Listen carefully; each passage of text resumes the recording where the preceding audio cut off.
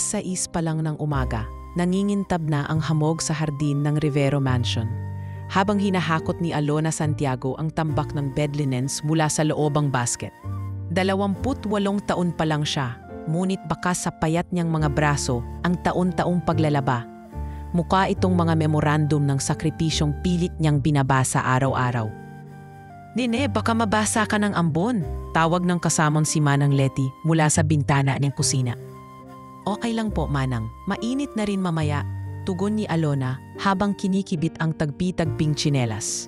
Dinampi niya sa pisngi ang malamig na hangin at saka sinipat ang lumang orasan na nakasukbit sa poste. Oras na para habulin ang pump para sa tubig na pampainit ng labada bago makita ng mga bisita ang mga gusot na kumot. 2 taon na mula nang huminto siya sa pag-aaral sa accounting. Sa silid ng charity ward, nadatnan niyang hinang-hina ang kanyang ina matapos ang biglaang atake sa puso. Walang ibang mag-aalaga kaya't iniwan niya ang unibersidad, isang pangarap na parang damit na biglang kinupas. Sa ospital unang tumawag si Manang Letty, dati niyang kapitbahay na naging tagaluto rito sa Maynila. Kung naghanap ka ng trabaho, may bakante sa mansion. Maghapon maglalaba. Pero may matutuluyan. Hindi nagdalawang isip si Alona. Ang servants' quarters ay isang lumang bodega sa dulong bahagi ng bakuran. May 2 kama, isang basang dingding at bintanang walang salamin. Jarin na plastik lang. Doon nakapila ay maliit na aparador at lumang silyang yari sa kawayan. Ang tanging upuan ni Alona kapag dapitapon. Tangan ang kanyang lumang cellphone na kulang ang pixels. Gabi-gabi, sabay sa lagaslas ng gripo at kakak ng mga palaka, nagbubukas siya ng libreng business podcast. Mahina ang speaker, kaya't idinidikit niya ang telepono sa tainga. Cash flow is the lifeblood of any enterprise, bulong ng host na Amerikano habang pinipiga niya ang tali ng kobre kama.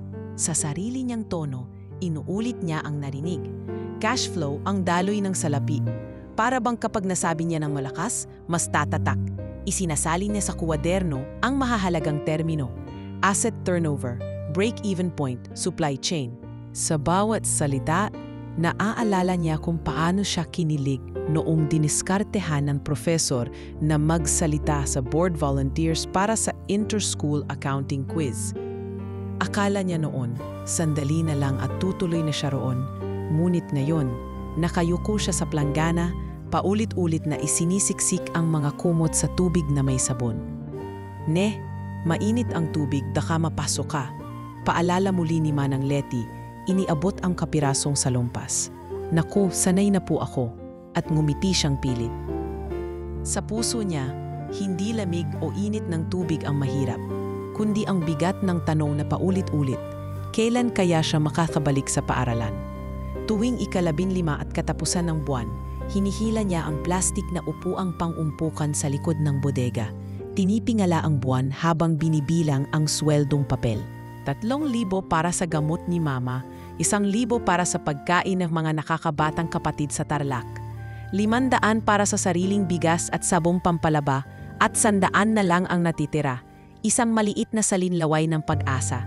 Ngunit sa tagong sobre niya sa ilalim ng kutson, may 5 kwenta ng 20 pesos na naiipon para sa tuition na isusulat niya sa gilid ng sobre. Tahimik siyang babae, sabi ng ibang katulong. Hindi siya nakikitawa sa chismis. Hindi rin sumasabat kapag pinag-uusapan ang among si Mr. Rivero at ang kaniyang mga mamahaling party. Ngunit habang kumakalansing ang kubyerto sa malayong bulwagan, nakasilip si Alona sa pamamagitan ng salaming may gasgas, sinusukat ang kilos ng mga bisita kung paanong isang tanaw lang ng amo at agad naglalatad ng mga graph sa projector ang mga nasa suit. Kung paano nagbabago ang tono ng usapan kapag umi-English na sila at kung paano sa bawat handshake ay parang may bagong kasunduan. Isang pisil, isang ngiti, 1,000,000 pisong kontrata, isang gabi, nakasalansan ang plastik na batya sa likod na mapadaan si Alona sa pasilyo papuntang kusina. Napansin niyang nakabukas ang pinto ng silid-aralan ng mga bata ni Mr. Rivero. Walang tao. Sa loob, nakasindi ang screen ng computer. Tumatakbo ang presentation tungkol sa Philippine Cold Chain Logistics. Napakagatlabi siya, lumapit, nanginginig ang daliri habang pinipindot ang spacebar upang basahin ang slide. Problem, 40% spoilage rate sa agricultural produce dahil sa inadequate storage. Dinaman niya ang bigat ng bilang. Inisip ang mga kamatis sa kanilang probinsya na minsang hindi nabenta at pinag-atmusan na lang sa adobo. Hindi nagtagal, may marahang yabag sa likod. Alona, nanlaki ang mga mata ni Manang Letty. Anong ginagawa mo riyan? Nagsasara lang po ng ilaw, Manang, bulong niya, at mabilis na isinara ang screen. Ngunit bago tuluyang lumabas, minimorya niya ang huling porsyento at inilagay sa isipang parang aparador na may sariling mga kahon. Bumalik siya sa kwartong parang iladong kahon at itinuloy ang pagigkas sa tuhod habang binabalikan ang napag-aralan. Sa dilim, marahang napapailing siya. Hindi dahil sa pagod, kundi dahil sa malinaw na tanong sa isip. Kung kaya ng mayayamang ito tumingin ng luma sa sistema, bakit tila walang nakakakita sa paningin ng isang katulong? Kinabukasan, habang sumisiklab ang sikat ng araw, muling umugong ang washers. Isinabit ni Alona ang basang uniforme ng mga waitstaff at saka kinuha ang maliit na brush para linisin ang kwelyo. Napadaan si Chef Marco, nagmamadali. "Uy Alona, mukhang nag-overnight ka na naman ha?" Biro niya. "Duty po, Chef. Kailangan." Sagot niya't ninipian ang bigotilyong Italiano. "Alam mo, kung may accounting background ka nga talaga, dapat nasa admin office ka, hindi dito." Umiling-iling si Chef habang nagbubukas ng freezer. "Balan araw," pabuling na sagot ni Alona, sabay hawak sa kwelyo ng sariling duster. Para bang nilalakasan ang loob sa dampi ng tela kung saan nakasabit ang pangarap. Sa hapon ding iyon, dumating ang bagong kargo ng labada. Puro bedsheet na may logo ng Rivero Innovations. Malinis pa rin, pero kailangang i-refresh para sa paparating na Investors Weekend. Nakatayo si Alona habang nakapingala sa malaking tumpok na tila tore. "Kaya yan," bulong niya sa sarili. "Kaya yan, gaya ng kaya kong alalahanin ang bawat lecture kahit mahal ang university." Tila pag-aakyat niya sa bawat baitang ng hagdan, ang bawat sa pinangkumot hanggang sa huling piraso. Lumalim ang dilim, sumindi ang monoblock lamp sa kwartito. Inilabas niya ang kwaderno, sinulat ang nakita sa slide kagabi. Spoilage rate, cold chain, micro-warehouse, at naglagay ng pahapyaw na drawing ng freezer van na umandar mula probinsya papunta sa city market. Sa itaas, nilagyan niya ng pamagat, pagbawas sa biyak ng kita. Sa ibaba, gumuhit ng maliit na pananda, Tesos, buhay ni Mama. Minsay napapahinto siyang nakatingin sa larawan ng kanyang ina na nakadikit sa dingding. Isang payat, nakangiting babaeng may hawak na baso ng salabat. "Ma, konti na lang," bulong niya. "Mad, aaral ulit ako." Sa kabilang dulo ng mansyon, narinig niyang bumukas ang malaking pintuan ng bulwagan. Kasunod ang malalakas na tawa ng mga bisitang bagong dating. May halong banyagang aksen. Pero bago pa man siya lumapit para magdala ng pitsil ng tubig gaya ng utos ng head butler, pinatay niya muna ang screen ng cellphone at iniayos ang kwaderno sa ilalim ng unan. Doon muna iyon, ligtas sa pag-uusisa ng iba, tulad ng lihim na kalasag sa gitna ng karangyaan at hamak na pag-iral niya. Sa isip ni Alona, bawat piraso ng labadang binitbit na yon ay hindi na lang tela. Ito'y mga pahina ng librong pilit niyang isinusulat. Sa bawat pagkuskos, parang sinasabi niya sa mundo, "Maaaring nakalubog pa ako sa bulan ng sabon, pero araw-araw nililinis ko rin ang daan ko pabalik sa sarili kong pangarap." At sa dulo ng araw na iyon, bago pumikit, narinig niyang muli ang tinig ng podcast host.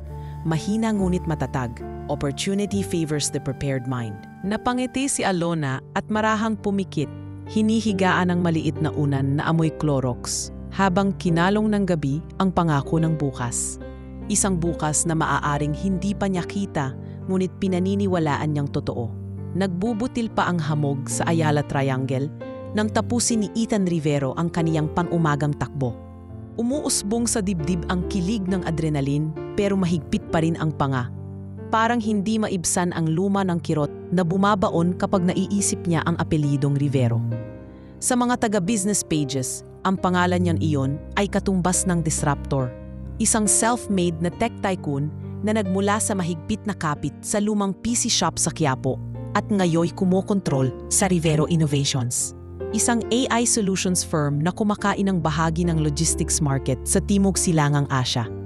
Ngunit sa sarili niyang mga mata, dala-dala pa rin niya ang alaala ng mga pagtawa ng mga tiyahing nakatira sa Forbes Park. Nasasaktan sila noon sa pagkamatay ng kanyang ama.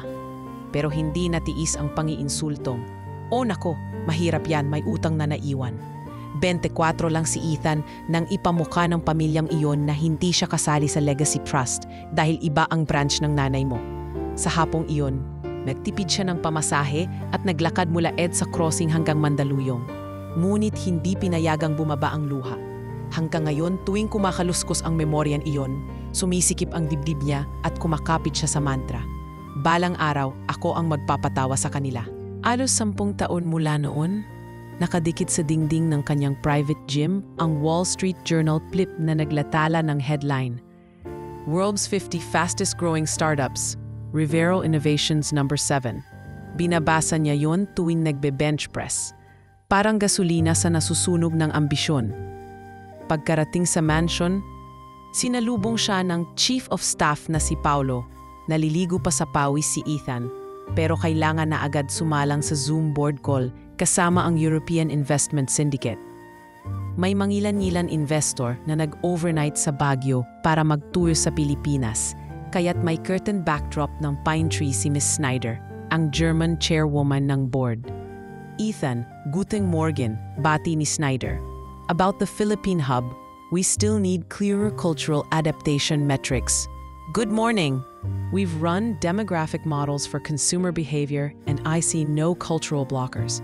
Hinagod ni Ethan ang buhok na basa pa, pinilit gawing kumpiyansa ang tono. Pero sa gilid ng screen, pansin niyang nagpahayag ng muted sigh si Mr. Yamamoto mula Japan. Kalaban na naman ang kumpiyansa. "Ikaw na naman, Ethan," bulong ni Paulo habang inaayos ang speaker volume. "They're worried about last-mile trust issues with local truckers. But our AI dispatch system does the trust scoring." Binigyan ni Ethan ang stress ball na parang maglalagapak. "Tell them our algorithm self-corrects." Sa kabilang linya, nagsalita si Schneider. "The board wants anecdotal proof from the constituents, not just numbers. A cultural nuance study." Inutol iyon ng kaluskos ng PDF notification. Supply chain risk scores, bumababa ang accuracy sa Central Luzon Corridor. Tumaas ang kilay ni Ethan. Ramdam na naman niyang sinasakal siya ng kritisismo. "Very well," sagot niya sa board. "I'll integrate a local ethnographic layer. Give me 3 weeks."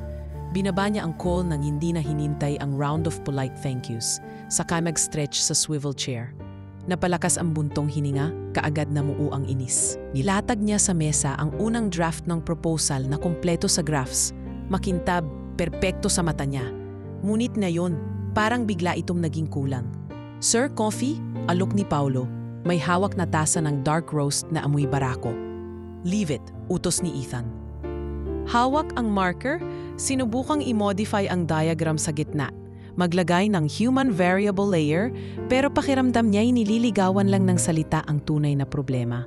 Sa gigil, gumuho ang pasensya, kaya't giniyera niya ng ballpen ang slide printout, lumanghap ng malalim at kinuyumpos sa palad ang papel. Tumama ang nupang proposal sa basurahan na parang 9 na taong bata siyang nagtapon ng test paper na puno ng pulang X. Sa sandaling iyon, akala niya'y siya lang ang saksi. Ngunit sa di kalayuan, may narinig siyang mahihinang yabag, tunog ng tsinelas at bakal na balde. Si Alona pala. Nakasuot ng kulay abong apron, bahagyang nakatumo. Nasilip siya sa koridor, dumiretso sa basurahan upang ipunin ang mga basing botelya. Pinulot ni Alona ang gusot na papel, marahang binuka at inunat sa gilid ng balde. Walang salitang namagitan, pero umalingaw-ngaw sa tenga ni Ethan ang tahimik na insultong iyon. Ang isang labandera, inaayos ang proposal na sadyang itinapon ng isang milyonaryo. Parang may kumalat na init sa leeg ni Ethan. Sa paningin niya, ang kilos ni Alona ay hindi simpleng pagsisinok. Isa itong paghamon. "You can go," malamig niyang sambit. "Pasensya na po, sir," sagot ni Alona, ni hindi makatingin ng tuwid. Binalik niya sa mesa ang papel, tinupi ng pantay at parang may utang na loob, saka umalis. Naiwang nakatingin sa tiklop ng papel si Ethan. tila naghahanap ng gasgas na pride sa pagitan ng crease. Mabilis niyang pinagkamay ang patlang ng hangin, inutusan ang sarili. Snap out of it. Ngunit buhol na ang inis sa sikmura. Bakit kailangan niyang maungusan? Kahit pa sa simpleng kaayusan ng isang taong wala man lang business degree. Makalipas ang tanghalian, nakahimpil na sa conference hall ng mansyon ang prototype ng kanilang AI dispatch dashboard. Inip na inip si Ethan, pinagmamasdan ang LED screen kung saan kumikislap ang ruta ng mga delivery truck sa Luzon. Habang nagdedemo si Paolo sa ilang junior engineer, ikinuwento nito sa pagkukwento. Boss, grabe raw ang spoilage ngayon sa Benguet. Sayang ang gulay. Hindi na bago, malamig na tugon ni Ethan. Ngunit sumiksik sa isip ang nakita niyang papel na hawak ni Alona kagabi. Spoilage rate 40%. Parang nagtagpo ang datos sa kanyang diwa at biglang tumibok ang utak. Gabi na nang kumatok si Paolo sa pintuan ng opisina. Sir, may draft po kayo para sa Culture Adaptation Study? Iba't ibang consultancy ang nag-aabot ng quote. Block them for now, maring sabi ni Ethan. I need fresh eyes, not recycled theory. Dahan-dahan siyang pumihit upang harapin ang salaming kaharap ng city skyline. Sa likod ng nagliliwanag na Makati, tila humugot siya ng hininga. Sinubukang pakalmahin ang bagabag na hindi niya pinapansin dati. Ang duda ng board, ang sarili niyang galit at ang nakahihiyang katotohanang baka totoong sinasabi nila tungkol sa cultural nuance. Bumangon ang isang guni-guning alaala. 14 na taong gulang pa lang siya nang una nitong napagtagumpayan ang maliit na online buy and sell store. Sa garahe ng lola niya, pinintasan ng pinsan si Carlo ang luma niyang tarpaulin. Mukha kang sidewalk vendor. Sinukat niya noon ang sakit at sa halip na umiyak, ginamit niya iyon bilang pataba ng determinasyon. Ngayon pakiramdam niyang bumabalik ang parehong konteks. Ngunit hindi lang pinsan kundi buong board na may $1 billion ang puhunan. Kinabukasan, ipinarada ni Ethan ang midnight blue na Tesla sa gitna ng driveway at dumiretso sa veranda kung saan naghihintay si Paolo na may hawak na tablet. Sir, summary ng risk analytics.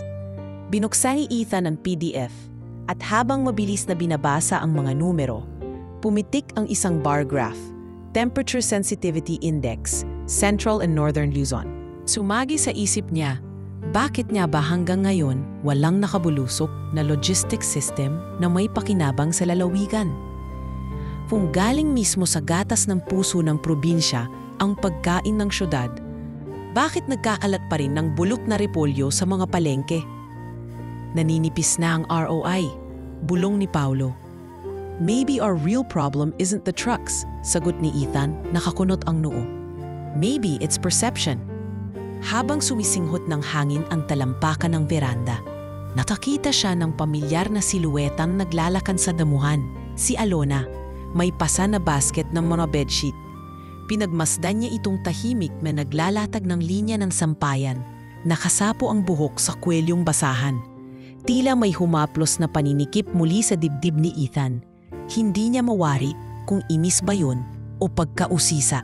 Inilabas niya ang telepono at kinunan ng litrato ang dumadagsang delivery heatmap. Tapos sinave bilang pending variable. Pumikit siya saglit, hinimas ang noo. Fresh eyes, umusal siya. Sumagi sa kanya bagong consultancy, hindi gastusan, kundi makakuha ng insight mula sa mismong lupa na sasagasaan ng negosyo.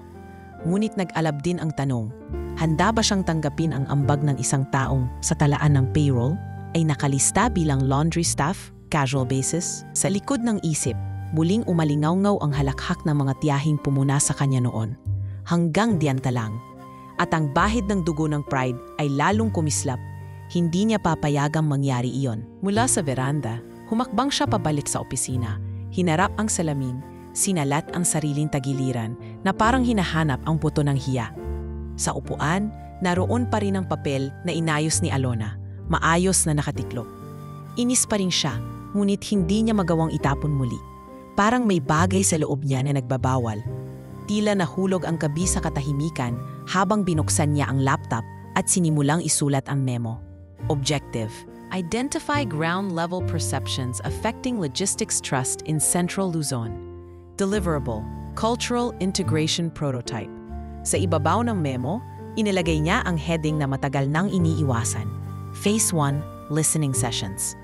Sa pagpihit ng orasan sa dingding, 11:00 na ng gabi. Muli siyang tumingin sa papel na hinawakan ni Alona. Ang mga gusot nito ay naiwan ngunit naging banayad na tupi, parang marka ng relasyong magbabago pa lang. Sa katahimikan, narinig niya sa labas ang marahang pagsara ng pintuan ng laundry hall.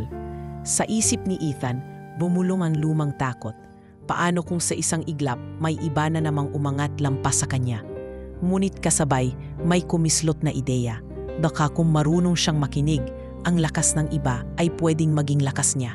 Sa loob ng silid na puno ng LED glow, itinaas ni Ethan ang tasa ng kape. Malamig na, mapait, at tumikhim. Game, bulong niya. We start from the ground up. Ngunit sa puso niya, may maliit na tinig na bumubulong. At kapag umakyat ang lakas na iyon, handa ka bang ibahagi ang entablado? Sa bilim ng gabi, wala pang sagot si Ethan. Tanging kamangha-mangha at nakakakiliting kaba ang pumalit. Na para bang sa susunod na mga araw, ay may nakaabang na hamon na mas malalim kaysa Excel sheet, ang hamon ng sariling pride. Wala na po kaming sardinas, Ate Alona. Bungad ng batang lalaki na nagbebenta sa gilid ng kanto malapit sa palengke ng Guadalupe. Bitbit ni Alona ang maliit na paper bag ng sabon at isda para sa lutong ulam nila ni Manong Leti. Ngunit huminto siya sandali sa harap ng kariton. Okay lang, ito na lang bigas, sagot niya habang iniabot ang ilang barya. Pumasok ang tanong sa kanyang isipan. Paano nga ba hinahati-hati ang grocery ng isang milyonaryo? Habang binabaybay niya ang pauwi sa mansion, hindi niya alam na sa mismong sandaling iyon ay may bumubuo na ng plano sa loob ng boardroom sa ikatlong palapag. Si Lucas Rivero, pinsan ni Ethan, ay nakaupo sa isang swivel chair na may kintab ng ambisyon sa mukha. Sa ilalim ng black suit nito bumabakas ang hindi matighaw na inggit. Simula nang tanggihan ng board ang kaniyang rekomendasyon tungkol sa automation project, naramdaman niyang unti-unti siyang nawawala sa sentro. At kung may isang bagay na hindi niya matanggap, iyon ay ang mawalan ng pwesto sa isang impyernong tagumpay na itinayo mismo ng batang si Ethan, anak ng dating hampas lupang branch ng pamilya. Gusto mong mawin over ang investors? Tanong ni Lucas habang umiikot sa silid. Kausap si Ethan na hawak-hawak ang tablet at may mapaklang ekspresyon. Bigyan mo sila ng kakaibang experience, hindi lang graphs at slides. Cultural engagement daw ang hanap nila, di ba? Kung may mas kapaki-pakinabang kang mungkahi, sabihin mo na lang. Malamig ang tono ni Ethan habang pinipihit-pihit ang ballpen sa pagitan ng daliri. Lucas Munisi, animoy pusa na may huling daga sa bibig. Bakit hindi natin isama sa investors? Weekend yung mga ordinaryong staff natin? Isang immersive session daw, sabi ni Schneider. Kumwari, CSR activity. Magdadala tayo ng mga representative locals sa Baguio. Ipakilala natin sa investors. Napakunot ang noo ni Ethan. Hindi tayo tourism show, Lucas. Hindi to pa-cute, pinsan. Psychology of marketing. Alam mo ba kung gaano kahalaga sa mga Singaporean investors ang real stories? Pwede nating gamitin ang isa sa mga kasambahay bilang sample. Yung ano nga pangalan ng naglalaba? Yung tahimik lang? Alona? Yun she'll do. Ipaglalaban natin siya sa harap nila habang may nagsasalita tungkol sa logistics. Magugustuhan nila yun. Para raw authentic. Ngumisi si Lucas habang tumatawa. O kaya, bigyan natin siya ng kaunting stage time. Let's see what the locals think about cold chain distribution. Baka magkwento ng pangarap niyang tindahan? Tahimik si Ethan. Naramdaman niyang may mali sa tono ng plano. Pero ang daming kailangang tapusin. At higit sa lahat, kailangang kumbinsihin ang investors na may foresight siya sa local scaling. Isang session lang naman. Pagkatapos makakalimutan na rin ang lahat. Fine, aniya, pero ayusin mo. Ayokong lumabas na kawawa siya. Hindi pa man natatapos ang araw, tinawagan ni Lucas si Paolo para ihanda ang logistics. Kumuha ka ng sasakyan, pasama si Alona. Pina-approved na ni Mr. Ethan. Sabihin mo, may ipapakita lang siyang sample process para sa isang demo. Huwag na nating idetalye masyado para surprise. Kinabukasan habang nasa laundry area si Alona at inaalis ang mantsa sa kobre kama. Dumating si Paolo. Alona, ani Paolo, may request si Sir Ethan. Isasama ka sa Baguio para sa Investor Summit. Need lang ng staff presence para sa CSR segment. Ha? Ako po? Nalito si Alona habang hawak ang may bula pang labada. Ano pong gagawin ko roon? Magpapakita lang ng regular process. Wala namang kakaiba. Pampakita lang na may care ang company sa mga empleyado. Nagkibit-balikat si Alona. Hindi niya mawari kung anong klaseng presentasyon ang kailangan, pero hindi siya pwedeng tumanggi. Sige po, aniya. Pero may pwedeng pamalit sa akin sa labada? Mahirap pong maipon. Don't worry, kami na bahala, sagot ni Paulo. At inabot ang travel form na pinapirmahan. Sa kabilang banda ng mansyon, naghahanda si Lucas ng slideshow para sa investors. Kalakip ang isang section slide. Case Insight, Life of the Laundry Lady. Nilagyan pa niya ng subtitle na Grassroots Perspective from Basket to Business. May balak siyang ipakita si Alona sa gitna ng session para gawing comic relief ang kanyang presentasyon. Isang pihit ng remote sa projector, isang katawang authenticity para lang sa entertainment. Habang papalapit ang araw ng retreat, napansin ni Alona ang kakaibang pakikitungo sa kanya ng ibang kasambahay. Aba, may pabagyo pala si Miss Laundry, bulong ng isa. Naku, baka isali yan sa mga kwento-kwento. May documentary daw. Napatigil si Alona. Hindi pa man siya umaalis. Pakiramdam niya siya na ang pinagkakatuwaan. Sa kanyang kwarto, nagbukas siya ng lumang sobre kung saan naroroon ang pinakahuling ipon, 1,500 piso.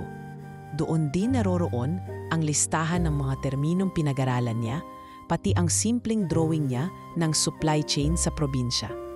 Hindi niya alam kung paano haharap sa isang presentasyon, pero ayaw niyang mapahiya. Kinagabihan, habang tulog na ang iba, tumungo siya sa maliit na kusina at binuksan ang lumang cellphone. Naghintay siyang makakonekta sa Wi-Fi at saka nag-type, How to Present Logistics Ideas with Confidence. Ilang video mula sa TED Talks ang lumabas. May isa pang nagsabing, People don't care how much you know until they know how much you care. Isinulat niya iyon sa notebook. Kinuha rin niya ang karton ng sabon at nag-sketch muli ng idea. Paano kung hatiin ang delivery sa community-based storage hubs na mas malapit sa rural farmers? Mas mura, mas mabilis. Inisip niyang hindi man siya eksperto, marunong siyang makaramdam ng pangangailangan ng tunay na tao. Baka sapat na yon. Sa ikatlong gabi bago bumiyahe, pinatawag siya ni Paulo. Alona, eto na yung travel pass mo. Act light lang. Huwag kang mag-alala. May isusuot kang semi-formal. May blouse diyan mula sa HR. Pagsilip niya, may blouse nga. Pero luma, mukhang ginamit na ng 3 batch ng trainee. Hindi na siya nagreklamo. Isang araw lang naman. Isa lang. Ngunit sa ilalim ng kanyang unan, tinupi niya ang karton na may drawing niya ng supply chain model. Hindi niya alam kung kailan ito kakailanganin, pero minabuti niyang dalhin. Sa araw ng biyahe, tahimik siyang sumakay sa van na may mga dokumentong nakaibit sa bag. Sa tabi niya, isang kasamahan na admin assistant. At sa unahan, si Lupas na busy sa tawag. Make sure she doesn't speak unless asked. Bulong nito sa kasamang HR. Sobrang deadpan ang kwento. That's the punchline.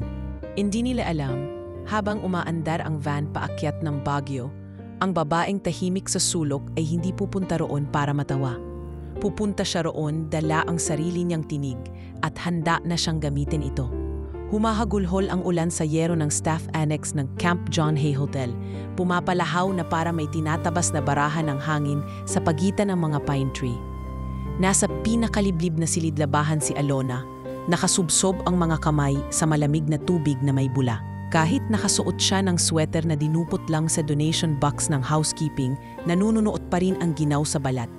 Ngunit mas nanununuot sa kanya ang namumuong kaba para sa Investors Weekend kinabukasan. Binubomba niya ang asul na kumot ng nakausling logo ng Rivero Innovations nang bigla niyang marinig ang mga tinig mula sa katabing function room.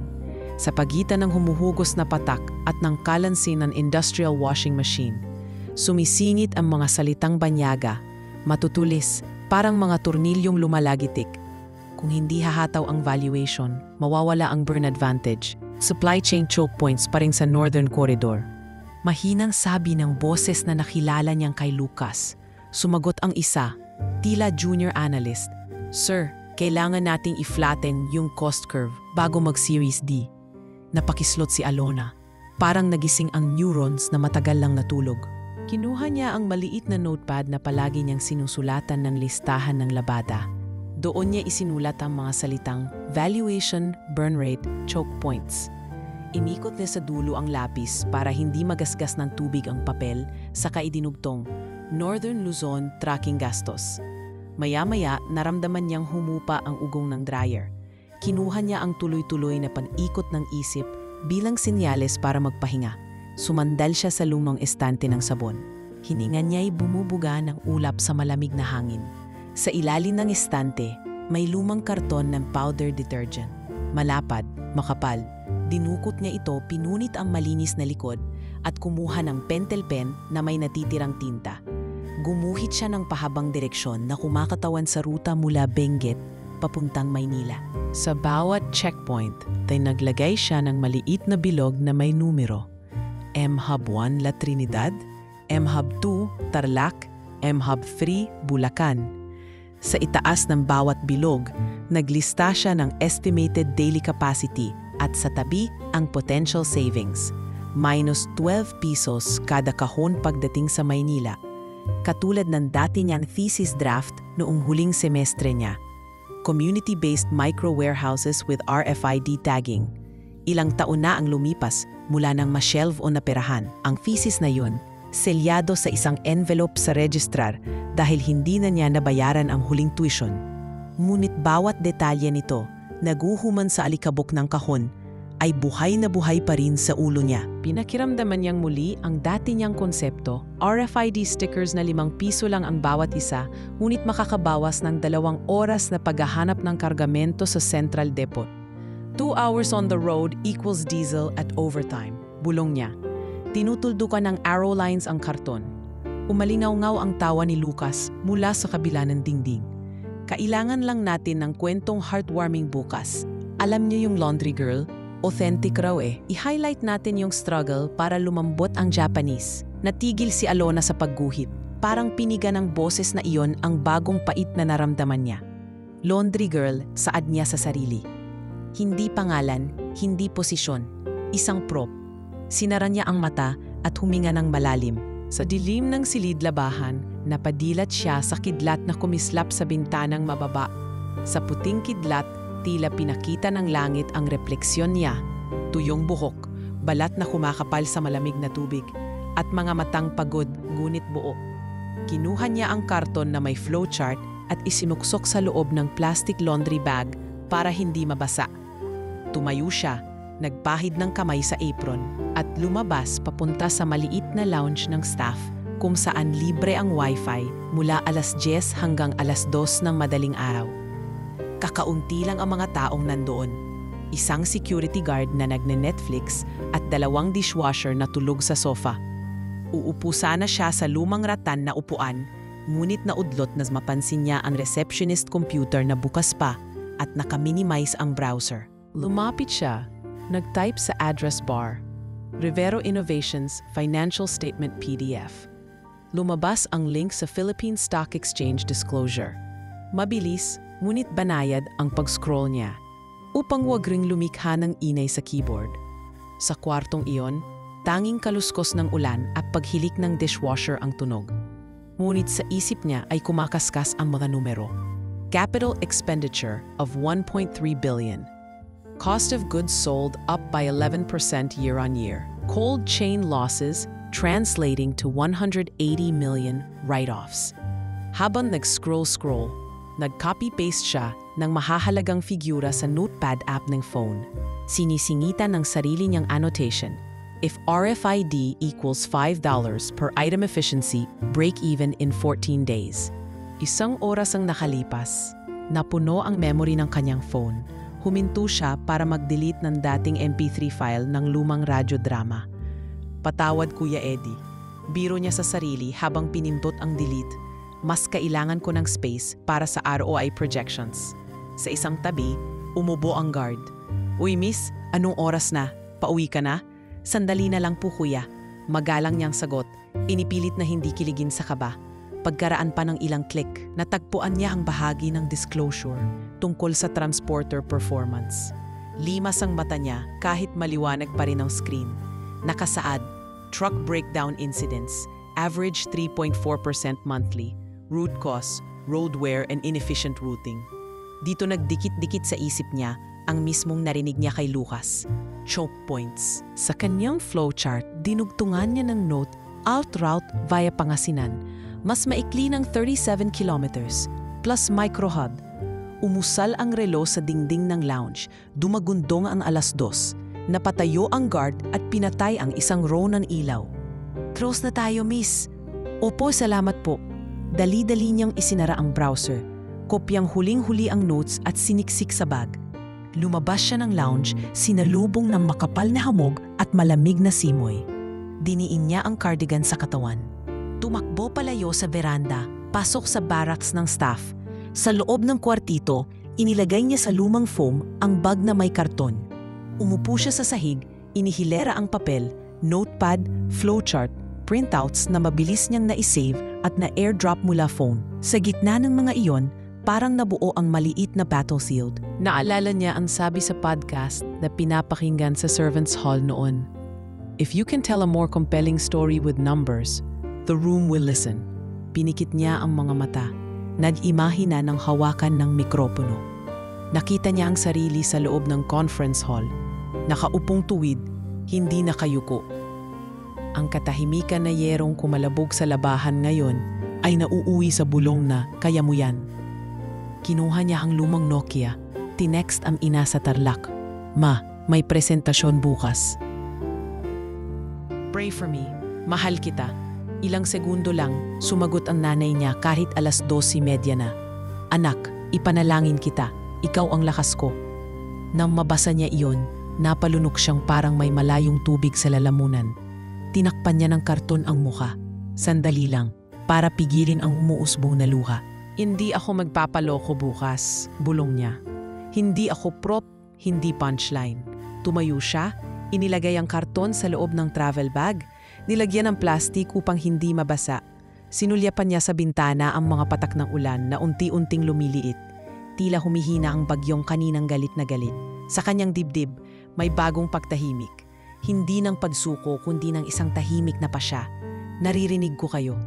Para bang sinasagot niya ang boses ni Lucas sa alaala. Pero bukas, maririnig ninyo ako. Humiga siya sa kama na mahigpit ang yakap sa bag gaya ng batang niyayakap ang school bag sa unang pasok. Dinaig siya ng antok, subalit hanggang huling iglap bago pumikit, binubuo niya sa utak ang panimula. Magandang hapon po, ako si Alona Santiago at ito ang nakita kong paraan para bawasan ang 18% gastos. Sa labas ng barracks, bumubulog na lamang ang ambon. Sa loob, ang kanyang puso bagamat nangangatal ay humahagibis sa kumpas ng isang planong ipinanganak sa gitna ng bula ng sabon at lamig ng bagyo. At kahit hindi pa niya alam kung sino ang makikinig, handa na siyang ipakitang ang isang labandera ay may hawak na numero, mapa at dalang kwento na kayang baguhin ang daan ng isang buong kumpanya. Kung marunong lang silang makinig. Ang lamig ng bagyo ay tila may sariling ngipin. Kagat ito sa batok ni Alona habang dahan-dahan siyang lumakad papasok sa conference hall ng Rivero Innovations sa Camp John Hay. Suot niya ang lumang blouse na inabot ng HR team. Pinaplastik ang sarili sa harap ng salamin bago pa siya pumasok. Sa isip niya, hindi siya narito para magpa-cute. Narito siya para magmasid. At kung papalaring mapagsalita, para rin marinig. Sa gilid ng hall, napansin niyang may maliit na mesa para sa refreshments. Kape, tinapay at juice. Nasa pinakadulong bahagi siya ng kwarto, katabi ng emergency exit, malayo sa mga projector at LED screen. Para silang kapirasong alikabok sa isang kodradong salamin. Ngunit hindi siya nagreklamo. Sa kabaligtaran, pinagsasamantalahan niya ang pagkakatabing iyon upang makatanaw. Ang conference hall ay puno ng mga banyaga.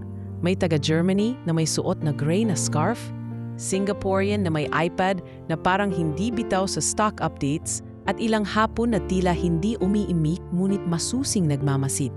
Nasa gitna si Ethan, suot ang navy suit at nakatindig ang likod, kumpiyansa ngunit hindi arugante. Ladies and gentlemen, panimula ng host na taga-event firm, we welcome you to Rivero Innovations Baguio Summit, Day 1. Nagsimula ang presentasyon ni Ethan. Our system uses AI dispatch layering to optimize routes based on real-time traffic and local infrastructure degradation rates. Wika niya habang lumalabas sa screen ang mga graph at flowchart. Maayos ang kaniyang presentasyon, matino ang visuals at malinaw ang tono. Ngunit habang tumatagal ang slides, napansin ni Alona ang pagkunot ng noo ng ilang investors, hindi dahil mali ang data, kundi dahil tila kulang ito sa kaugnayan sa tunay na konteksto ng Pilipinas. Nagtaas ng kamay si Mr. Yamamoto. Mr. Rivero, how do you plan to adapt this AI solution to the unpredictable delivery patterns in rural central Luzon? Sumagot si Ethan, we trust that our machine learning models will adapt with enough data. Isinunod naman ng isang Singaporean na babae. How do you factor in informal checkpoints, unpaved roads, and ayuda de ley culture as they call it locally? Bahagyang natigilan si Ethan. We intend to partner with local government units for that. Sagot niya, ngunit parang hindi kumbinsido ang ilan sa crowd. Nagbulungan ang mga investors. Tila bumababa ang kumpiyansa nila sa ipinapakitang projections. Sa dulo ng hall, marahang hinigpitan ni Alona ang hawak sa bag kung saan nakatago ang kanyang karton. Now, wika ni Lucas na biglang sumingit mula sa gilid ng entablado. As part of our local immersion, we brought with us a representative from our logistics ground team, a long-time laundry staff who has had direct experience with the community. Napalingon si Alona. Hindi siya sinabihan na ngayong araw siya ipapakilala. Tila gumuhit sa dibdib niya ang kaba. Ngunit napansin niyang naghihintay ng reaksyon ang mga tao. Wala siyang oras para umatras. Ladies and gentlemen, patuloy ni Lucas, let us hear a few words from Miss Alona Santiago. Tahimik ang buong hall. Ila lahat ay nagulat. Kabilang na si Ethan na hindi nakatingin ng direkta sa kanya. Ngunit alam niyang hindi siya sang-ayon sa tono ni Lucas. Humakbang si Alona patungong entablado. Hindi niya ininda ang kaba sa tuhod. Nilapag niya ang bag sa tabi ng podium at humugot ng malalim na hininga. Magandang hapon po, panimula niya. Bahagyang nanginginig ang tinig. Ako po si Alona Santiago. Ilang taon na po akong nagtatrabaho sa Rivero Mansion bilang labandera. May ilang mga investor na halatang nagulat. Mukhang hindi karaniwan sa kanila na bigyan ng entablado ang isang taong nasa ganitong posisyon.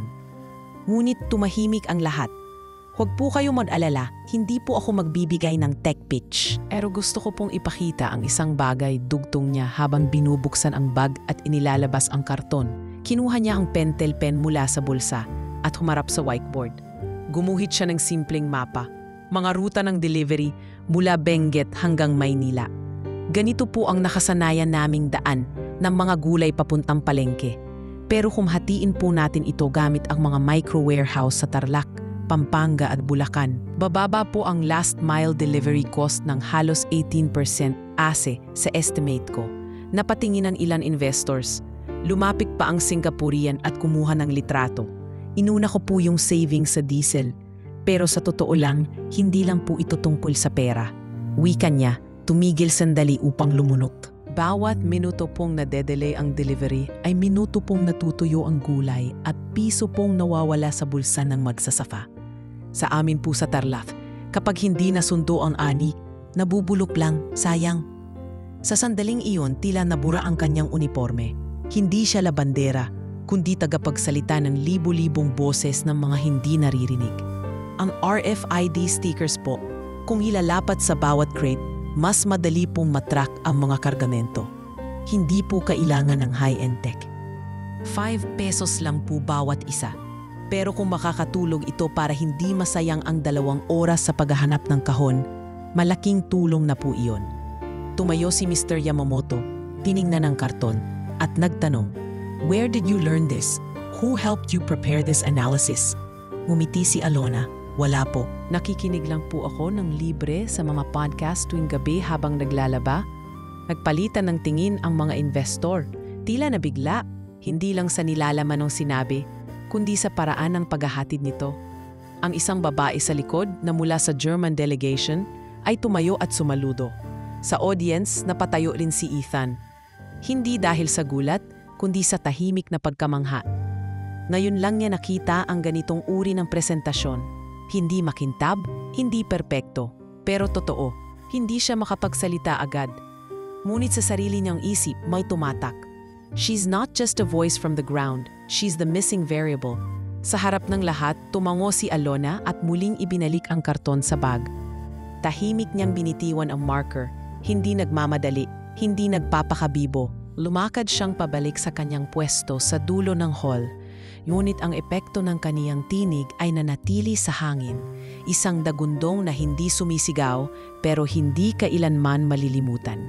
At sa araw na iyon, sa Baguio, habang humihip ang malamig na hangin mula sa pine forest, napansin ng buong mundo na ang babaeng inakyat para pagtripan ay umakyat upang ituro sa kanila kung paano bumaba sa lupa. At doon matutong makinig. Sumabog ang tunog ng dulo ng bell signaling sa hallway. Tanda ng pagtatapos ng lunch break, habang halos lahat ng nakayukong ulo sa conference hall ay sabay-sabay muling umangat. Para bang pinindot ng isang nakatagong switch. Ngunit ang pinakaagang bumangon sa bagong sigla ng hapon ay ang maaliwalas na talim ng tanong ni Miss Schneider, ang German chairwoman na dumiretso sa mikropono na parang patalim na nag-aasinta. Miss Santiago, aniya, malamig ngunit magalang ang tono. You mentioned an 18% reduction in last-mile cost. Could you please elaborate on the depreciation schedule of the proposed micro-hubs? Sa dulo ng hall, napaawang ng bahagya ang bibig ni Ethan.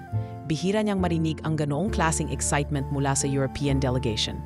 Samantala, si Lucas, habang nakapulupot pa ang daliri sa kanyang klike para sa susunod sanang slide, ay napaigil at hindi malaman kung ibababa o itataas ang kamay.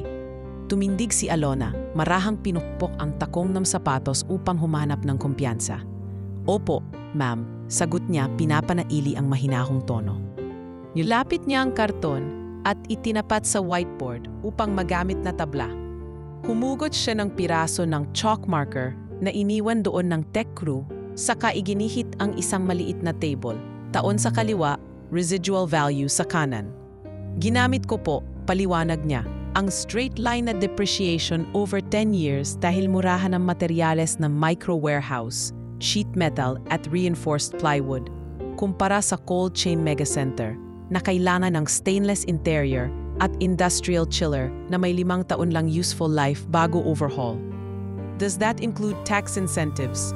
Singit ni Mr. Yamamoto. May bahid ng kuryosidad sa mata. Opo sir, sagot ni Alona at mabilis siyang nag-flip ng notepad.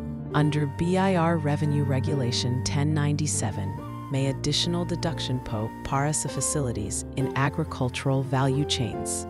Kung papasok po kayo as accredited consolidator, pwede pong i-accelerate to 3 years ang depreciation ng RFID readers.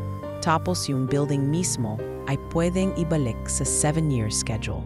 Nang marinig ito, napatango-tango si Mr. Chen, ang Singaporean CFO, habang ilang tao sa back row ay nagsimulang tipahin ang laptops nila. Sa puntong iyon, parang nag-init ang ilaw sa entablado. Madilim para sa presenters kanina.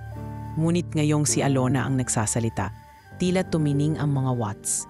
Ethan, nag-iensayo ng poker face, subalit hindi niya maitago ang bilis ng tibok sa dibdib. Ngayon lang siya nakaramdam ng kakaibang kiliti, isang halo ng tuwa at pagkalito. Sa loob ng maraming quarterly meeting, siya lang ang sanay na binabagsakan ng tanong.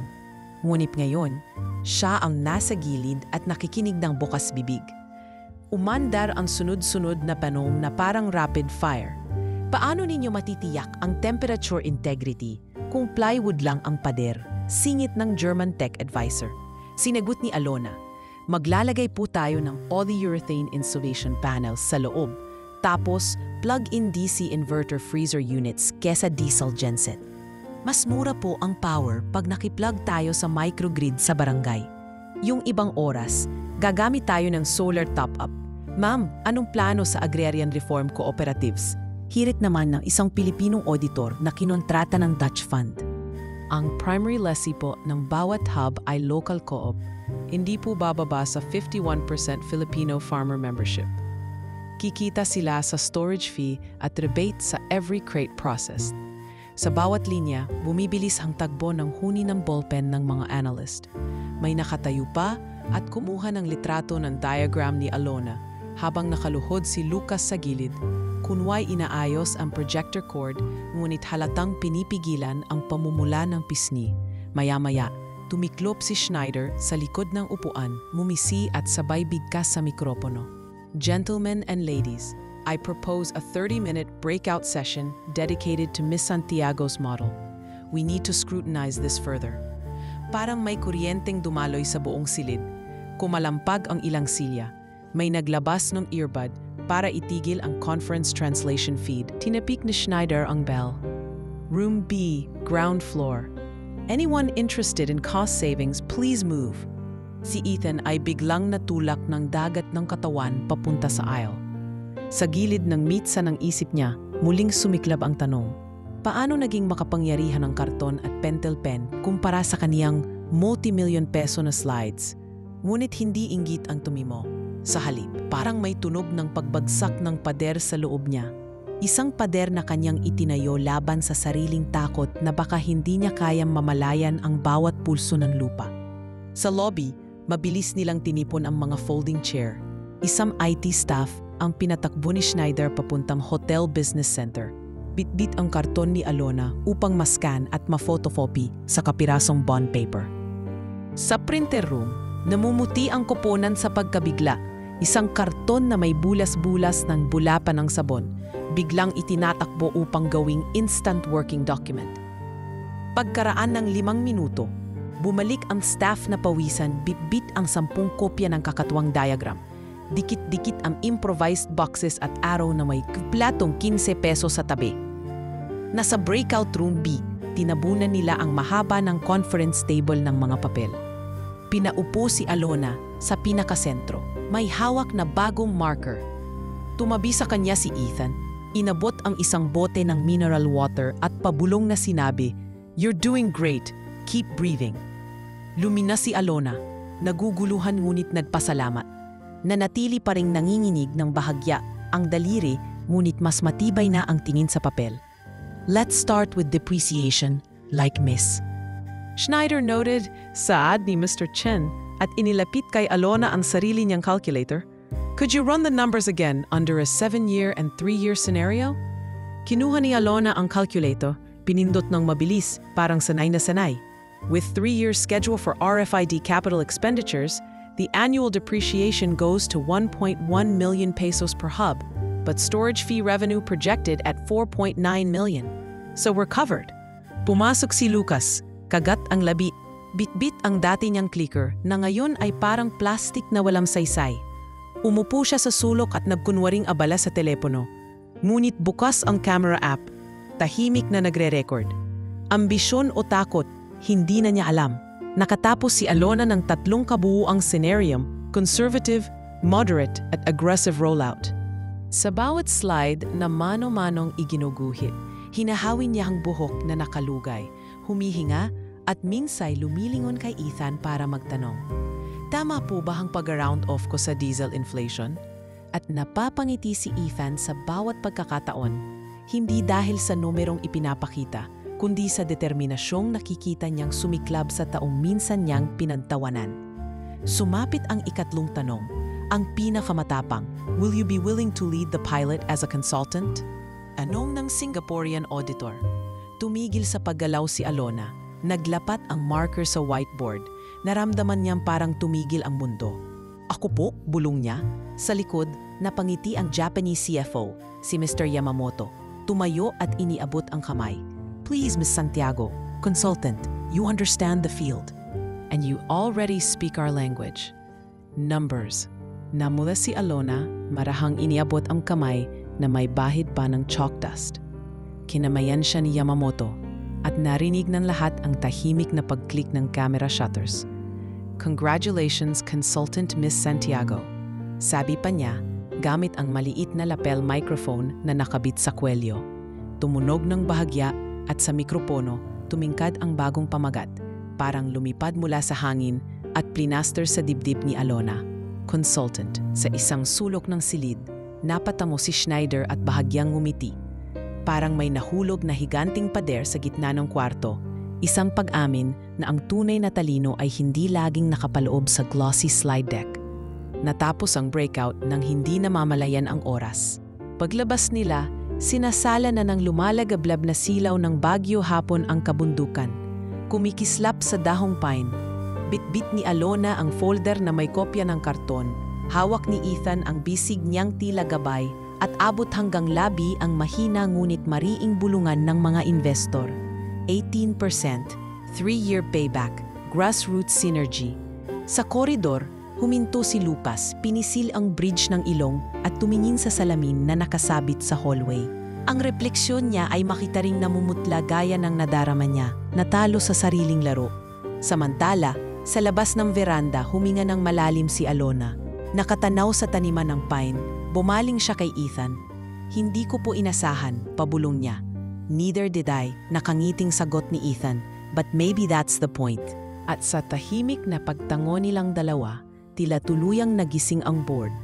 Hindi lang sa posibilidad ng bagong logistics model, kundi sa katotohanang minsan, ang pinakamalinaw na roadmap ay iniuukit ng mga kamay na sanay sa simpleng paghugas, ngunit may puso at isip na humahabi ng mas malawak na pangarap.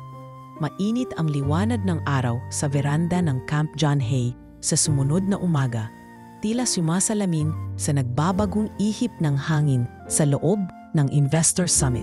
Isang araw matapos ang hindi inaasahang pag-usbong ni Alona sa gitna ng presentasyon, nagbikas ang grupo ng ad hoc task force para sa tinatawag na micro-hub feasibility rollout. At hindi gaya ng mga nakaraan, hindi si Lucas ang piniling manguna, kundi si Alona mismo, sa tulong ni Ethan at ng bagong buo nilang pilot team. Sa maliit na silid meeting sa tabi ng main conference hall, binuksan ni Ethan ang laptop habang ipinatong ni Alona ang laminated copy ng kaniyang flowchart sa mesa. Halos hindi pa siya makapaniwala na ilang oras matapos ang breakout session kahapon, tinawag siya ng Rivero Innovations Executive Team para personal na humarap sa stress testing ng modelo. Nakakapanibago po, mahina niyang sambit kay Ethan habang pinapantay ang pagkakalagay ng dokumento. Sanay ka na rin naman sa init ng tubig, sa laundry. Biro ni Ethan habang tumitingin sa kanya. Eto, ibang klaseng pressure lang to. Mumiti si Alona. Isang araw lang ang lumipas, ngunit parang maraming taon na ang nadagdag sa kaniyang pagtingin sa sarili. Sa bawat hakbang, mula sa pagiging tahimik na labandera hanggang sa ngayong kinikilala bilang consultant ng isang tech company, ramdam niyang lumalaki ang mundo sa kanyang harapan. At unti-unti, hindi na siya natatakot tumingin ito sa mata. Sa unang bahagi ng sesyon, binigyan siya ng access sa real-time data ng trucking routes ng Rivero Innovations. Sa isang malaking touchscreen board, nakita niya ang umiikot na visual ng mga delivery vans, mga kulang linya na senyales ng delay, at mga green dot kung saan mahusay ang takbo. Ito po yung actual na breakdown? Tanong niya sa IT manager na si Jaime. Opo ma'am, real-time na yan. Pwede kang maglagay ng proposed node para i-simulate ang flow. Dahan-dahan niyang ginuhit ang isang suggested hub sa gitna ng layunin gamit ang stylus. Agad nagbago ang trajectory ng mga linya at lumitaw ang estimate. Projected delivery efficiency gain, plus 14.2%. Tumahimik ang buong silid, pero hindi ito ang katahimikan ng pagdududa kundi ng pagkamangha. Sa likod ng hall, nagmamasid si Lucas, nakasandal sa pader na parang hindi mapakali. Nakatanggap siya ng email mula sa head office ng Singapore. Board has acknowledged the value of grassroots insight. Please adjust deliverables accordingly. Sa likod ng formal na mensahe ay isang malinaw na babala. Hindi na siya ang sentro ng inobasyon. Nasisilip mo na ba kung anong next move niya? Tanong ng kasamang project assistant kay Lucas habang papalayo. Watch her closely, manamig niyang sagot. Lahat ng umaangat, may kahinaan. Kailangan lang ng timing. Sa kabilang banda, hindi na inintindi ni Alona ang mga matang nagmamasid sa kanya mula sa dilim. Mas abala siya sa pag-aayos ng figures, pagbibigay ng projections, at pagbuo ng base-level analytics para sa posibleng simulation sa Maynila. Isinama rin siya sa roundtable discussion ng investors mamayang gabi upang ipakita ang resulta ng preliminary test. Ngunit sa kabila ng tagumpay, bumalik siya sa kaniyang kwartong barracks na may bigat sa dibdib. Pagpasok pa lang niya, nagliwanag ang screen ng kaniyang cellphone. Isang text mula kay Manang Letty. "Alona, tumawag ang kapatid mo. Nadala sa klinik ang nanay mo. Hindi raw makatulog, mataas ang BP." Napaupo siya sa gilid ng kama. Hindi na siya umiyak. Sanay na siya sa ganitong balita. Ngunit ramdam niyang iba na ang bigat ngayon. Dati kaya niyang sagutin ang problemang ito ng simpleng dasal. Ngayon, kailangan na ng solusyon.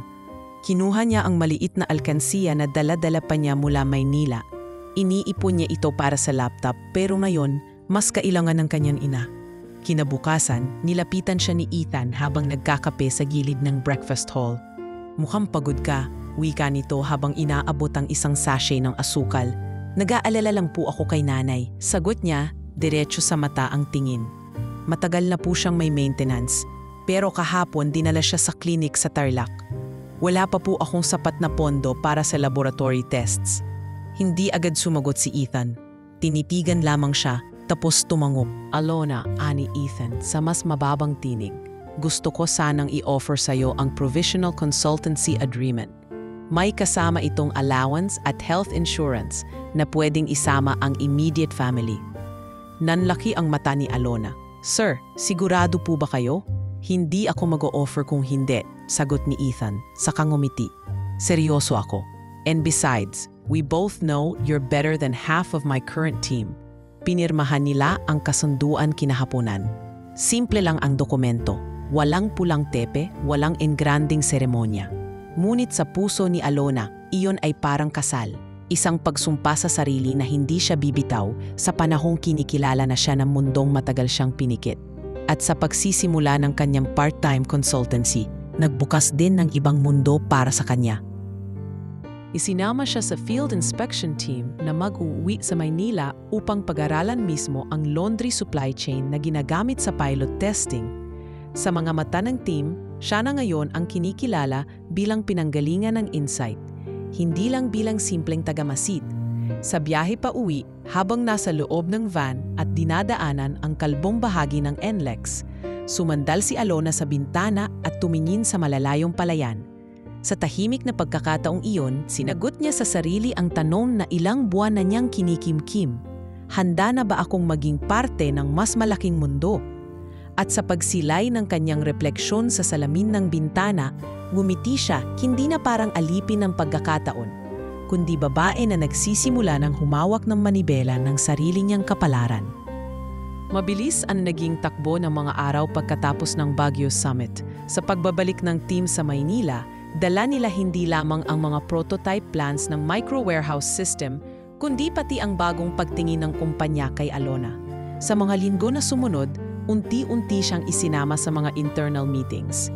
Hindi man siya sanay sa mga formal terminolohiya ng corporate world, mabilis siyang natuto. Ngunit habang unti-unti siyang umaangat, unti-unti ring nagbabago ang ihip ng hangin sa loob ng mansion. Isang hapon, habang papasok siya sa training room ng logistics department sa Rivero HQ, napansin niyang biglang tumahimik ang mga empleyado. May ilan na tumalikod, may ilang umiwas ng tingin. Ang dati nakangiting mga staff, tila naging mga estatwa ng malamig na semento. "Kape, ma'am?" tanong ng junior staff na si Doreen. Pilit ang ngiti ngunit ramdam ang pagkailang. Tinanggap ni Alona ang tasa at bahagyang ngumiti. "Salamat, Doreen." Sa pantry, narinig niya ang mahihinang bulungan mula sa dalawang empleyado sa kabilang mesa. Siya na raw ang papalit kay Sir Dennis sa ops team. Labandera lang naman yun dati, ha? Paborito kasi ni Mr. Ethan eh. Alam mo na, umigting ang sikmura ni Alona, pero hindi siya nagpahalata. Pinisil niya ng marahan ang hawak na tasa. Alam niyang hindi madaling tanggapin ng lahat ang isang outsider na bigla na lang naupo sa mga meeting, na dati ay para lang sa may MBA at corporate pedigree. Pagbalik niya sa quarters, naabutan niyang umiiyak si Ate Meding, isa sa mga pinakamatagal ng kasambahay sa mansion. "Ate, bakit po?" tanong niya habang lumalapit. "Pinapaalis na kami, Nay Alona," hikbi ni Ate Meding. "Wala na raw budget sa quarter staff. Lilinisin na raw para gawin daw office extension. 3 kaming sabay-sabay pina-final notice." Napatigil si Alona. "Hindi kayo sinabihan ni Mr. Ethan?" "Hindi. Si Lucas daw ang nagpasa ng memo." sagot ng matanda habang pinupunasan ng mga mata.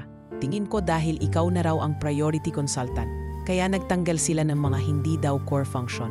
Dumaan ang matinding buntong hininga sa dibdib ni Alona. Alam niyang hindi niya sinadya, pero dahil sa biglaang pagtaas ng kanyang estado, may naapektuhan na namang ibang tao. At ngayon ay mga taong ilang taong niyang naging kasama sa hirap. Kinabukasan, dumiretso siya sa opisina ni Ethan. Hindi siya nag-appointment, hindi siya nag-email, basta dumiretso. Alona, tanong ng sekretarya, do you have a schedule? Sabihin mo po sa kanya, kailangan ko siyang makausap ngayon. Sagot niya, mahina pero matatag ang tinig. Nang makapasok siya, sinalubong siya ni Ethan ng gulat. Uy! Okay ka lang? Hindi ka nagpa-schedule. Sir, kailangan nating pag-usapan yung memo tungkol sa pagtanggal ng ilang kasambahay sa quarters. Bahagyang tumigil si Ethan, saka nagpakaseryoso. Lucas handled that. Akala ko operasyon na ang nag-decide.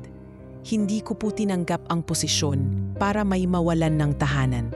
Sagot ni Alona, hindi ko po kayang tanggapin na ang kapalit ng bagong opisina ay ang pangungulila ng mga taong tumulong sa akin nung wala akong ibang kakampi. Tahimik si Ethan. Tila may hinahanap sa bawat sulok ng silid ang kanyang tingin. Pagkaraan ng ilang sandali, bumuntong hininga siya. You're right, sagot nito. Gagawa ako ng paraan, but Alona, ito rin ang katotohanan. Hindi lahat magiging masaya sa tagumpay mo. Alam ko po yan, sagot niya.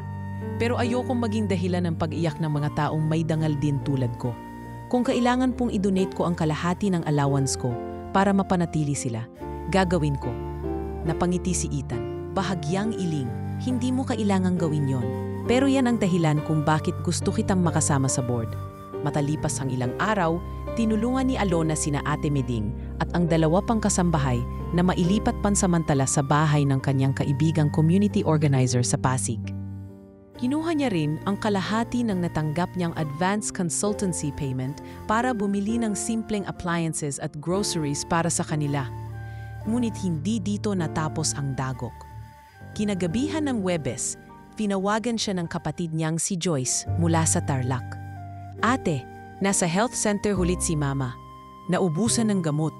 Sabi ng nurse, kailangan na raw siyang dalhin sa private para sa mas maayos ng ECG. Wala na tayong pambayad. Hindi na siya sumagot. Tahimik lang siyang tumayo. Kinuha ang sobre ng consultancy contract at dinala ito sa HR kinabukasan. May health plan po ba ito na pwedeng isama si Mama bilang dependent? Tanong niya. Nagkatinginan ang dalawang HR staff, saka tumavo ang isa. Pwede po, basta mag-fill out kayo ng family inclusion form. Mag-uumpisa agad ang coverage sa susunod na linggo. Lumuwag ang dibdib ni Alona. Mabilis siyang pumirma ng form. Ilang buwan pa lang ang nakalilipas. Naglalaba siya ng kobre kama habang nangangarap sa gabi. Ngayon, may health card na siyang hawak at ang pangalan ng kanyang ina ang nakasulat sa beneficiary line. Sa hapon ding iyon, habang nagre-review siya ng supply routes mula Nueva Ecija, dumaan si Ethan sa likod ng kanyang mesa. Balita ko, tumanggi ka sa signing bonus. Tinanggap ko po yung scholarship grant na iminumungkahi nyo, sagot niya. Mas kailangan kong tapusin ang degree ko para may base ang alam ko. Tumango si Ethan. At ano naman ang kondisyon mo? Na magkaroon ng fund para sa scholarship ng mga household workers na gustong mag-aral. Hindi lang ako ang may pangarap, sir. Tumigil si Ethan, saka iniabot ang kamay. Welcome to the real boardroom, Miss Santiago. Sa pakikipagkamay niyang iyon, tila binasag ni Alona ang nakasanayang anyo ng kapangyarihan. Hindi na ito nakabase sa apelyido o pedigree, kundi sa malasakit. Hindi ito kayabangan, isa itong paninindigan. At sa silid na iyon, sa gitna ng mga whiteboard, routers at kape sa papel na tasa, isang dating labandera ang tahimik na isinusulat ang bagong plano. Hindi lang para sa mga produktong kumpanya, kundi para sa mga taong matagal nang nakalimutang pakinggan sa mga kantong hindi pinapansin ng mapa. Mainit ang araw sa La Union nang bumaba si Alona mula sa delivery van ng Rivero Innovations. Bitbit niya ang backpack na puno ng dokumento, prototype data at personal notes na pinagsama-sama niya sa loob ng 2 linggo ng field testing. Sa likod niya, bumaba rin ang 2 project engineer na taga-suporta sa pilot rollout ng micro-warehouse system na siya mismo ang nagmungkahi. Ma'am Alona, dito na po yung lokasyon ng MHub 1. Ininspeksyon na po ng barangay kahapon, wika ng batang engineer na si Mark, habang tinuturo ang isang lote na dating kinatitirikan ng isang lumang bodega ng palay. Tumango siya. Sige Mark, i-check natin kung gaano kalayo to sa main highway, tapos isunod natin yung loading bay measurements. Nagsimula ang fieldwork ng walang kamera, walang press release, at higit sa lahat, walang formal ribbon cutting. Hindi ito launch para sa PR. Ito ay unang hakbang para sa isang konkretong pagbabago na isinusulong mismo ng mga taong nasa baba. 1 taon mula sa araw na tinapakan niya ang entablado sa Baguio, 3 na ang aktibong micro-warehouses sa La Union, Pampanga at Tarlac. Lahat ito'y may aktibong RFID tagging system para sa mga crates ng gulay at prutas. Hindi man perpekto, pero malinaw ang epekto. Bumaba ang spoilage rate, umikli ang turnaround time, at mas naging organisado ang paggalaw ng supply. Ma'am, may feedback po ang mga farmer sa co-op. Mas madali na raw sila natatawagan para sa inventory. Hindi na katulad dati, puro hula lang kung kailan may pick-up. Ulat ng operations coordinator habang inaabot sa kanya ang weekly report. Maganda yan, sagot ni Alona. Pero hindi tayo dapat tumigil. Ipadagdag mo sa susunod na batch ng RFID readers yung local language interface. Hindi lahat marunong mag-English. Mas madali kung may Ilocano option.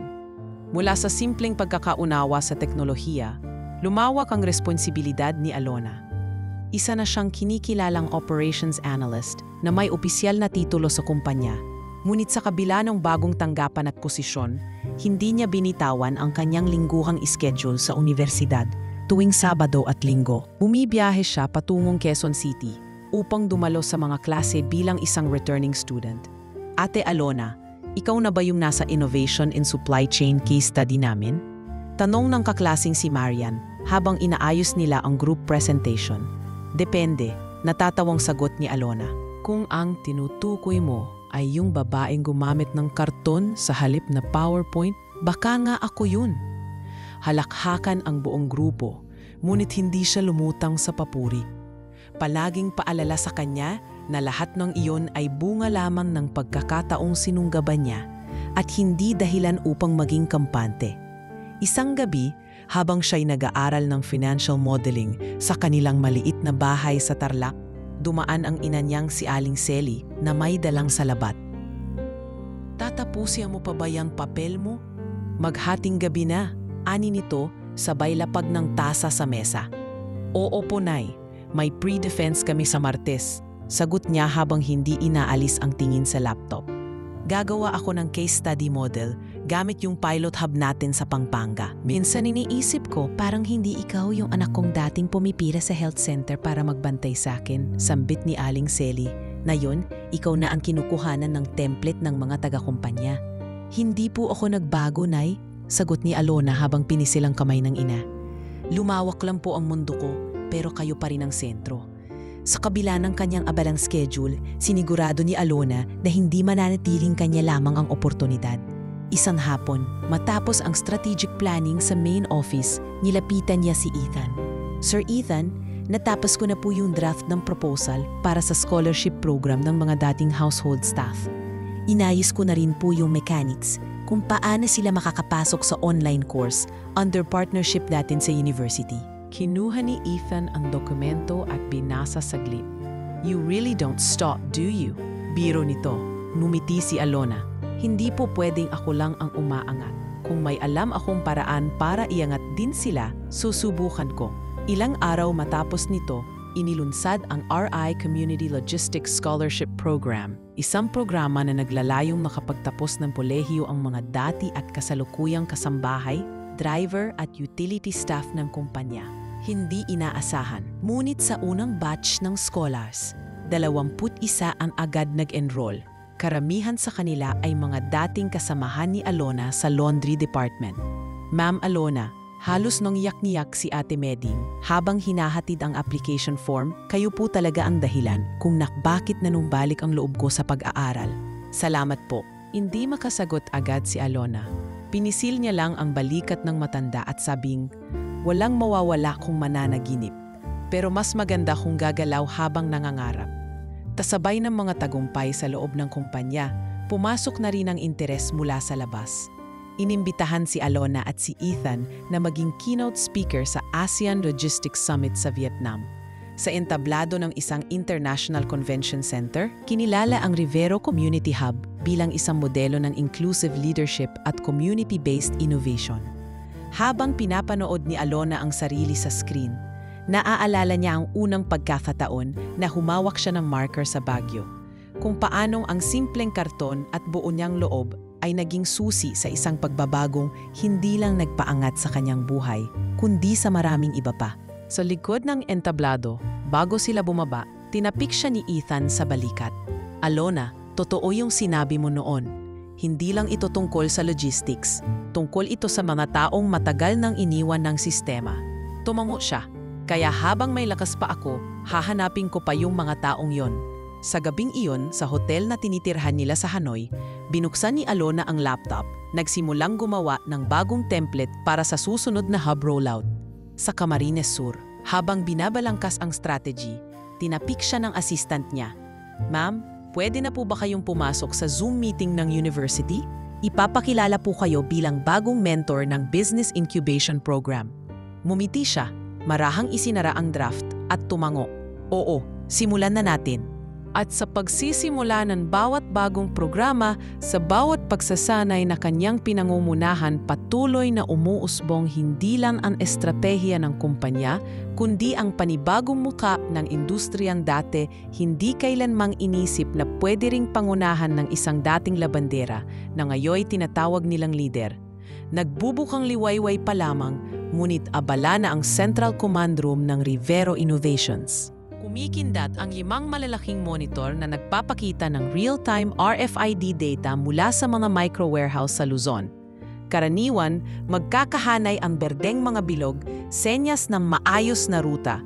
Subalit na yung umaga, may sunod-sunod na pulang X na kumislap sa screen parang binutas ng lapis ang mata.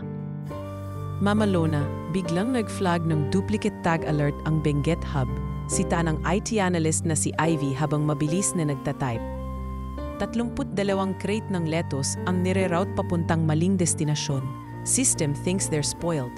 Sumilip si Alona sa dashboard, kumirot ang sentido. Hindi pwedeng ganito. Mahinang wika niya. Kahapon pa stable ang checksum metrics. Pumindot siya ng shortcut key para maglabas ng access logs. Naglabasa ng time-stamped entries na tulad ng alitap-tap sa gabi. Sa gitna ng torrent ng datos, isang IP address ang lumutang, hindi rehistrado sa whitelist, pero nagkaroon ng administrative access 2:00 ng madaling araw. Tinapik niya ang balikat ng head programmer. Carlos, trace mo tong IP, gamitin mo yung packet analyzer. Makalipas ang ilang segundong pagpindot ng command lines, lumabas ang hostname, VP Ops El Rivero. Napabitaw sa mouse si Carlos. Ma'am, workstation po ni Sir Lucas yan. Sumikip ang dibdib ni Alona. Hindi pa man humuhuka ang busal ng kaba. Bumukas ang pinto ng control room. Pumasok si Lucas na nakakoat at itim ang briefcase. Good morning, bati niya pilit ang ngiti. Mukhang may glitch, I heard lettuce fiasco. Bago pa makasagot si Alona, inilapag niya ang folder ng printout graphs. Kita nyo, faulty pala ang micro-warehouse design. Nagka-data collision. Hindi ba sabi ko sa inyo, hindi scalable? Napatingin si Ethan, nakakarating lang mula sa labas, hawak ang Starbucks cup. Lucas, easy. Paalala nitong tila diplomatikong tono. Subalit pansin ni Alona ang pigil na inis sa pagitan ng mga salita.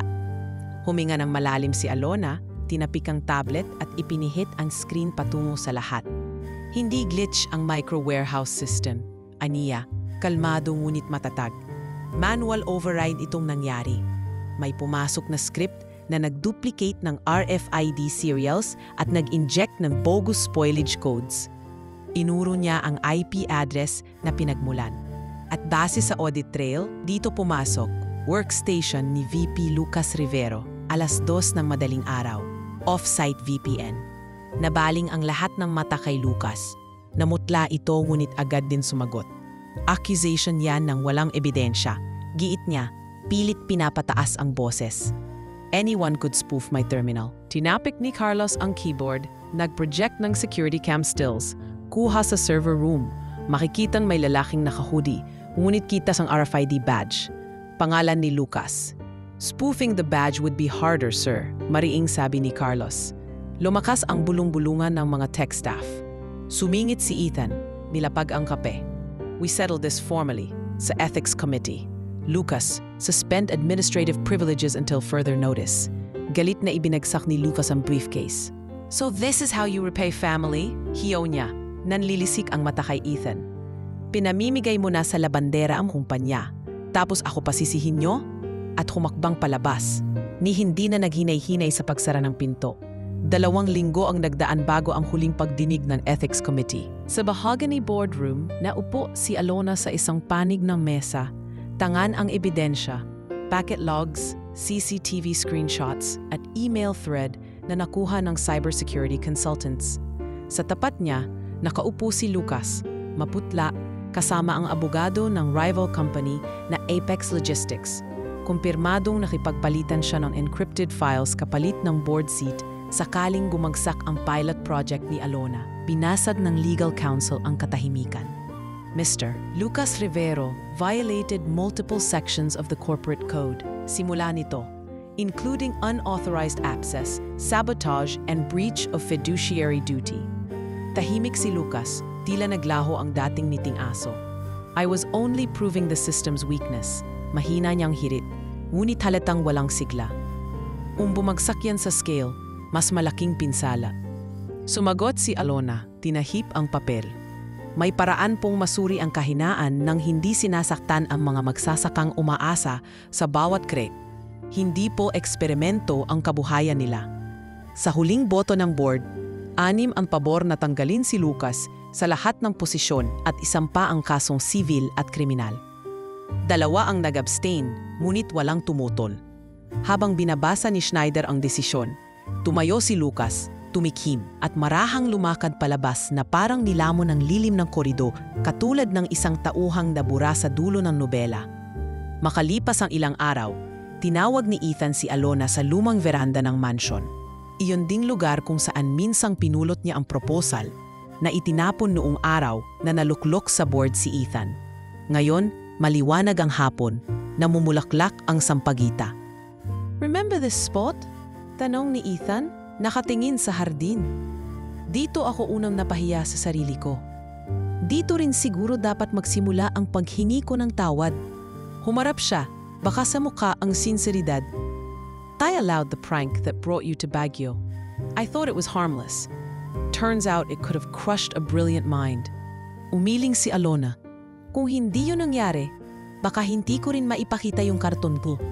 Pero salamat sa paghingi ng tawad. Huminga si Ethan. Naglabas ng dokumento. The board wants you as VP for domestic operations, full executive benefits. It makes sense. You built the backbone of our new model. Tasabay ng pag-alog ng mga dahon, tila umingay ang mundo sa tenga ni Alona.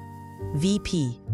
Kasabay nito, inaprobahan ang Rivero Uplift Fund na maglalaan ng 7% ng domestic profit para sa scholarship at livelihood training ng mga displaced household workers sa buong bansa.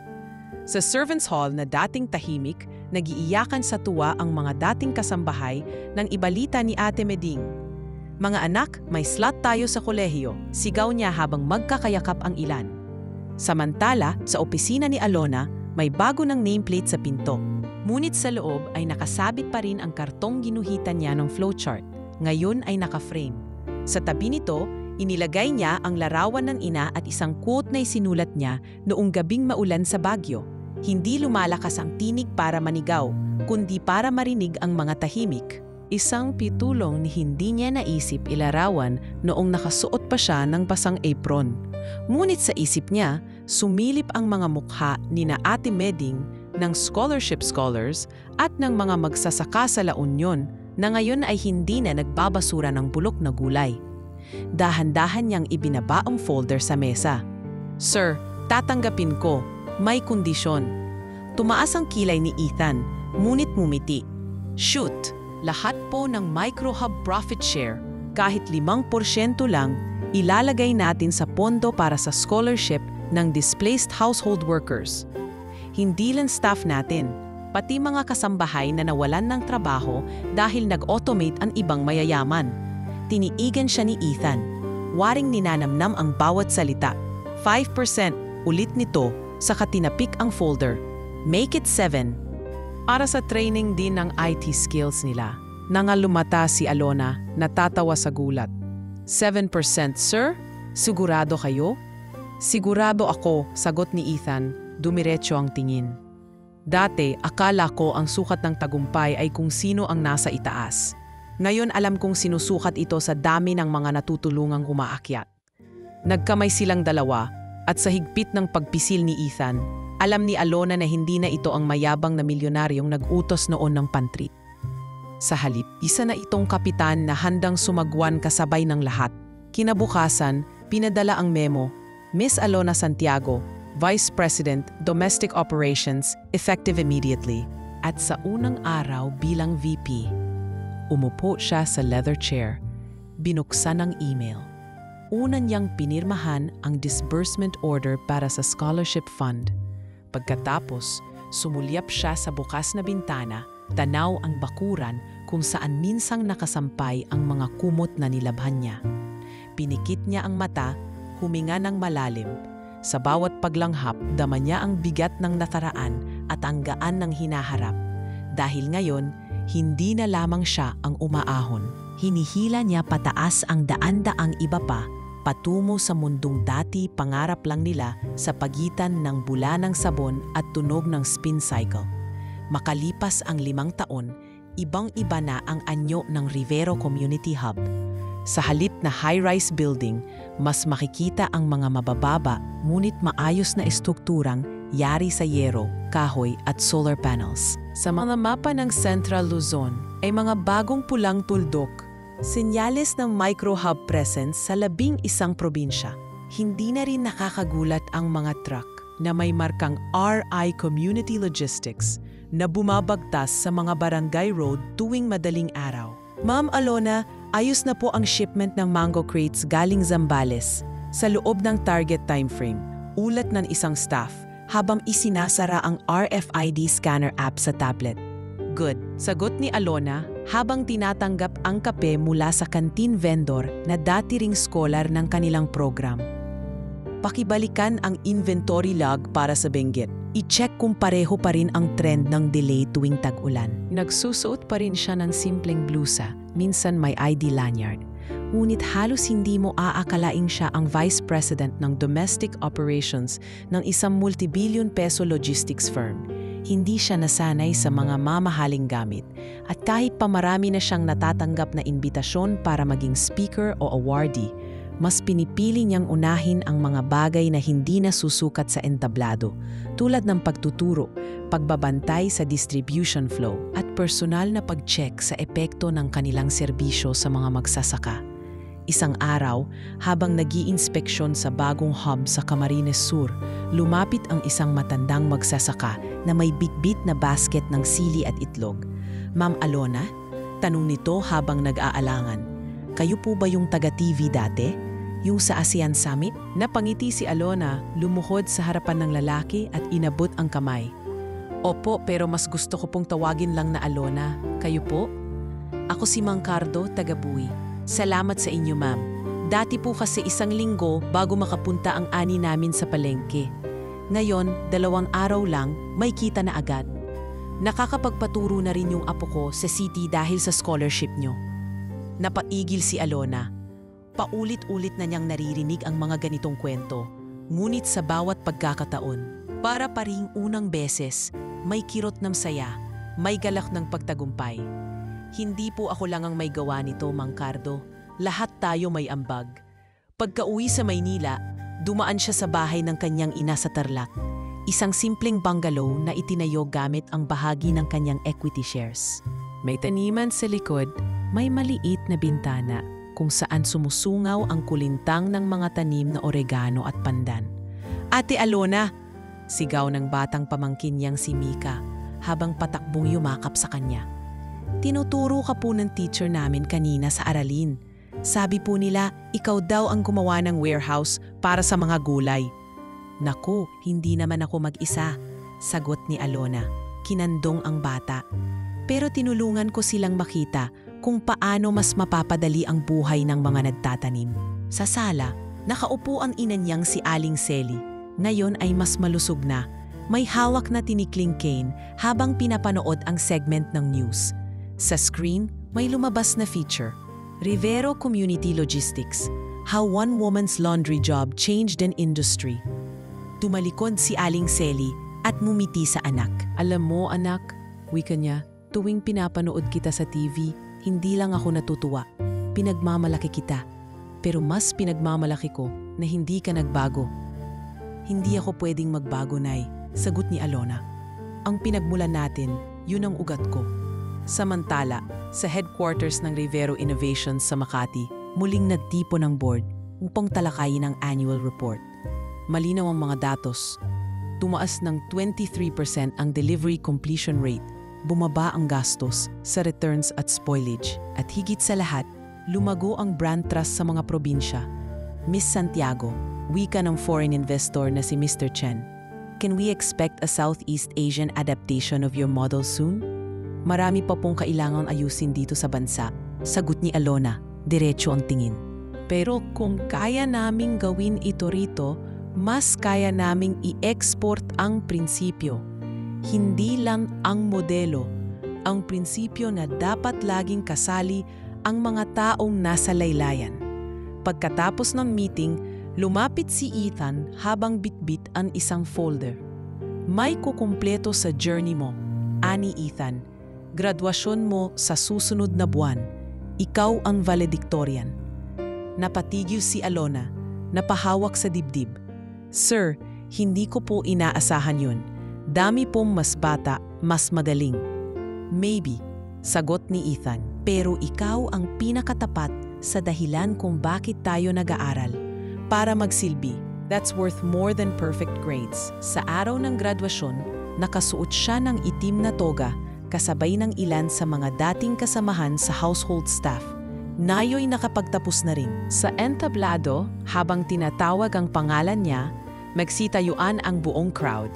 Hindi dahil sa posisyon niya, kundi dahil sa kung sino siya bilang tao. Isang babae na lumaban hindi sa taas ng kanyang boses, kundi sa tigas ng kanyang paninindigan. Pag-uwi niya sa Rivero Mansion, na ngayon ay bahagi na rin ng museum exhibit ng kumpanya bilang birthplace ng community logistics model. Dumaan siya sa dating laundry area. Nandoon pa rin ang lumang lababo. Sa sulok, may frame ng kanyang lumang karton. Iniingatan ng museum pinamamahalaan ng scholars ng kanilang programa. Lumuhod siya sa tabi nito, pinunasan ng manggas ang basag na salamin. "Salamat," bulong niya. "Dahil sa'yo, natutunan kong hindi palahadlang ang putik ng kahapon para makita ang kinang ng bukas." Tumayo siya, dumiretso sa main hall kung saan nakapaskil ang pangako ng kumpanya, "Logistics with Dignity, Success with Service." Sa tabi nito, may larawan nila ni Ethan, magkatabi, magkahawak ng blueprint, may ngipi sa mga mata, at sa ilalim ng larawan ang simpleng linya, "Binuo hindi para ipagyabang, kundi para ipamana." At sa araw na iyon, sa bawat palakpak ng mga empleyado, bawat meeting mula sa isang dating kasambahay na ngayoy entrepreneur na, at bawat batang may hawak na scholarship form, alam ni Alona, ang kwento niya ay hindi lang nagwakas ng maayos. Ito ay naging simula ng mas maraming kwento ng pag-angat, pagmamalasakit at pagbabago. Hindi para sa iisa, kundi para sa buong sambayanan. 5 taon matapos ang unang hakbang ni Alona papunta sa entabladong hindi naman talaga para sa kanyang inihanda. Isang tapitapon sa Rivero Mansion, napadpad siyang muli sa lugar kung saan una siyang natutong mangarap sa katahimikan. Hindi opisyal ang pakay niya roon. Wala siyang bitbit na laptop, proposal o report. Isa lang siyang babaeng bumalik sa pinagmulan. Dala ang isang bagay na matagal nang hindi niya hinawakan. Lumang pamunas ng mesa na minsan niyang ginamit habang naglalaba. Dahan-dahan niyang binuksan ang pintong kahoy sa likod ng mansyon. Ang dating daan ng pang-staff na ngayoy ginagamit na lang ng maintenance. Binati siya ng amoy ng detergent na tila humalo na sa mga kahoy at bakal sa loob ng quarter. Sa loob ng bodega, makikitang naayos na ang dingding. May bago ng ilaw at nakaayos na ang sahig. Ngunit nandoon pa rin ang lumang linya ng sampayan. Isang bakal na linya sa kisame. Nakalaylay pa ang ilang sipit. "Alona," sigaw ng isang pamilyar na tinig. Paglingon niya, nandoon si Ate Meding, may dalang basket ng tinapay. "Ay ma'am, VP Alona pala. Nandito ka?" Tanong ng matanda habang pinupunasan ang kamay sa palda. "Huwag mo na akong tawaging ma'am, Ate Meding," tugon ni Alona sabay ngiti. "Ngayong nandito ako ulit si Alona, yung dating sumasalo ng labada mo pag masakit ang likod mo." Umupo silang dalawa sa lumang upuan na yari sa kawayan, ang dating tambayan nilang mga staff sa tuwing may pahinga. Kumuha si Alona ng pandesal mula sa basket at ngumiti. "Bakit parang masarap pa rin ang pandesal kahit walang palaman kapag dito ko kinakain?" Kasi dito mo unang nalasahan ang tunay na gutom, sagot ni Ate Meding habang tumatawa. "Pero ngayon, tingnan mo naman ang nangyari. Sinong mag-aakalang ang batang yan na laging may sabon sa kamay magiging consultant, VP at modelong babae sa telebisyon?" Hindi agad sumagot si Alona. Bagkus, iniikot niya ang mata sa paligid. Dito niya unang natutong gumuhit ng mga linya sa karton. Dito siya unang nakarinig ng mga salitang valuation at distribution cost habang nakikinig sa podcast gamit ang lumang cellphone. Dito rin niya unang ipinangako sa sarili na babalik sa eskwela. At ngayon, ang bawat sulok ng kwartong ito ay parang naging saksi sa pagsilang ng bagong landas. Landas na hindi niya alam na siya palang maghuhubog. "Hindi ko talaga inakala na ganito ang magiging takbo ng buhay ko," marahang sabi ni Alona. "Akala ko noon habang buhay akong maglalaba. Pero iba pala ang kayang buhatin ng paniniwala." "Hindi lang paniniwala," dagdag ni Ate Meding. "Ginawa mo rin. Hindi ka lang nangarap. Kumilos ka kahit takot ka. Kaya ka naging ibang klaseng tao." Sa labas ng kwarto, narinig nilang nagkakantahan ang mga scholars mula sa RI Community Program. Mga kabataang galing sa mga tahanang minsan ding naging kasambahay, janitor o tricycle driver. May ilang nakakasuot ng uniform ng universidad, may ilan na may dalang mga libro sa teknolohiya, at may ilan pang mukhang galing sa training ng mobile coding school. "Ma'am Alona," tawag ng isa sa kanila habang dumaan sa harap ng bintana, "pwede po ba kayong makausap sa activity naming bukas? Gusto po sana namin kayong gawing subject sa storytelling class." "Kung tungkol sa mga labada, maraming kwento ako riyan," pabirong sagot niya. "Nako, hindi lang po yan." Balik ng estudyante. "Gusto po naming malaman kung paano nyo naisip gawin yung warehouse system gamit lang ang karton. Ang galing po nun." Nagkatinginan sina Alona at Ate Meding. Napangiti ang dalawa, parang sabay nilang binalikan ang araw na yun. Ang araw na ginuguhip lang ni Alona ang ideya sa isang karton na amoy powder detergent. Kinagabihan, sa opisina niya sa bagong building ng Rivero HQ, binuksan ni Alona ang email. May isang mensaheng bagong dating mula sa isang batang babae sa probinsya ng Bohol. "Dear Ma'am Alona, ako po si Angela. Grade 12 student po ako at kasalukuyang nag-aaral sa ilalim ng Rivero Uplift Scholarship. Napanood ko po ang kwento ninyo sa documentary at gusto ko pong sabihin, salamat po. Dahil sa inyo, naniwala po akong kaya ko rin maging engineer kahit anak lang ako ng karpintero. Sana po makilala ko kayo balang araw." Binasa niya iyon ng dahan-dahan, tapos marahang isinara ang laptop. Kinuha niya ang lumang frame drawing ng kanyang unang flowchart. Inilagay ito sa gitna ng mesa at saka isinulat sa journal niya ang isang linya. "Ang totoong tagumpay ay hindi natatapos sa sarili. Kapag ito'y naipapasa sa iba, saka pa lang ito nagiging tunay. Makalipas ang ilang buwan, naging bahagi si Alona ng Executive Committee ng ASEAN Regional Women's Innovation Council. Ngunit kahit anong taas ng posisyon, tuwing araw ng Sabado, bumabalik siya sa Ribero Community Training Center upang magturo ng basic economics at logistics sa mga bagong scholar. Pag gumawa kayo ng plano, ani niya sa klase, huwag lang yung tingin sa taas. Tanungin niyo rin ang sarili niyo, sino ang hindi nakasama rito? Kasi kapag may naiwan, hindi pa kumpleto ang tagumpay. Sa likod ng klase, tahimik na nakamasid si Ethan. Ngayon ay semi-retired na. May hawak siyang kape, pinapanood si Alona habang nagtuturo. Habang nakangiti at tinuturo ang parehong mga linya na dati niyang ginuhit gamit ang pentel pen. Dati, bulong ni Ethan sa sarili, akala ko ako ang magpapabago sa industriya. Pero ikaw pala ang magpapabago sa amin. Bumaba ang araw sa silangan at sa likod ng Community Training Center, muling sinampay ang ilang uniform ng scholars. Ngayon ay nilalabhan ng mas modernong machines, pero may isa pa ring linya ng sampayan para sa ilan sa kanilang piniling manatiling grounded. Isang bata ang nagtanong kay Alona habang nag-aayos ng whiteboard, "Ma'am, totoo po ba na hindi kayo galing sa mayamang pamilya?" Umupo siya, tinitigan ng bata at marahang sumagot, "Totoo, pero hindi mo kailangang galingan ang buhay mo para maging karapat-dapat. Ang mahalaga, ginagawa mo ang kaya mong gawin buong puso." At sa mga mata ng batang iyon, nakita niya ang dating sarili, maitim ang balat, magaspang ang palad, ngunit may titig na handang magsimulang muli, muling magsampay ng pangarap kahit paulit-ulit pa itong mabasa ng ulan. Sa isang mundo na madalas sukatin ang halaga batay sa posisyon, pera. O titulo, pinatunayan ni Alona Santiago na may iba pang sukatan ng tagumpay, ang kakayahang itaas ang iba habang tahimik kang nagpapakababa, at ang tapang na bumalik kung saan ka nagsimula, hindi para balikan ang kahapon, kundi para hikayatin ang susunod na Alona. Buwan ng Disyembre at malamig ang simoy ng hangin sa Maynila. Hindi lang dahil sa panahon, kundi dahil sa malalapit na holiday shutdown ng ilang negosyo.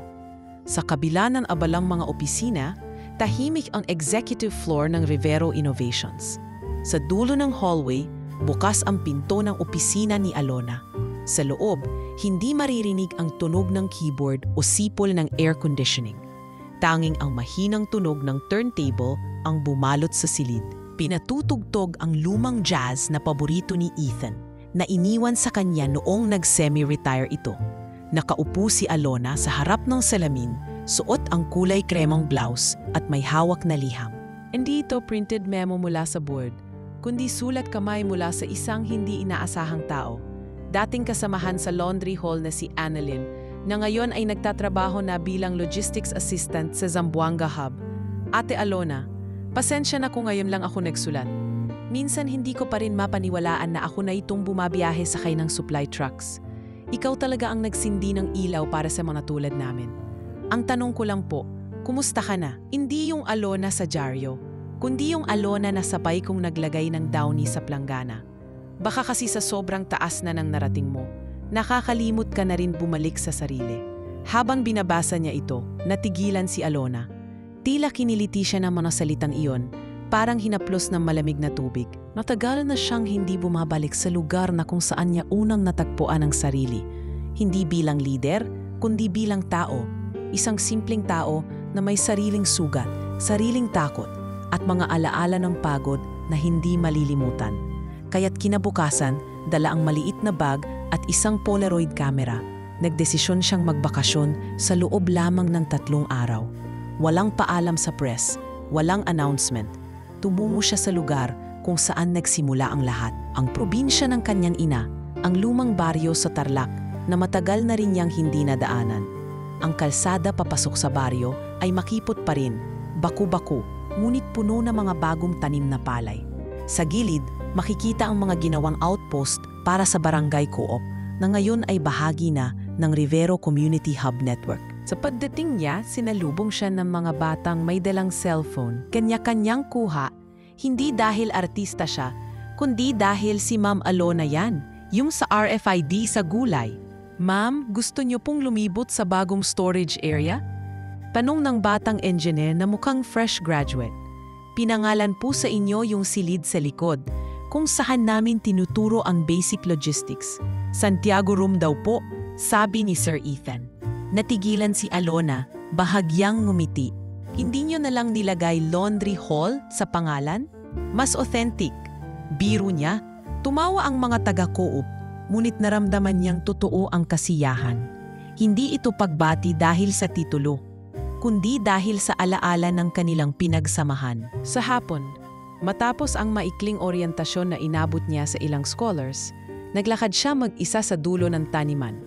Doon niya nakita ang isang abandonadong kubo. Ngayon ay puno na ng damo sa paligid, ngunit naroon pa rin ang dating hugis ng bubong. Pumasok siya. Marupok ang sahig.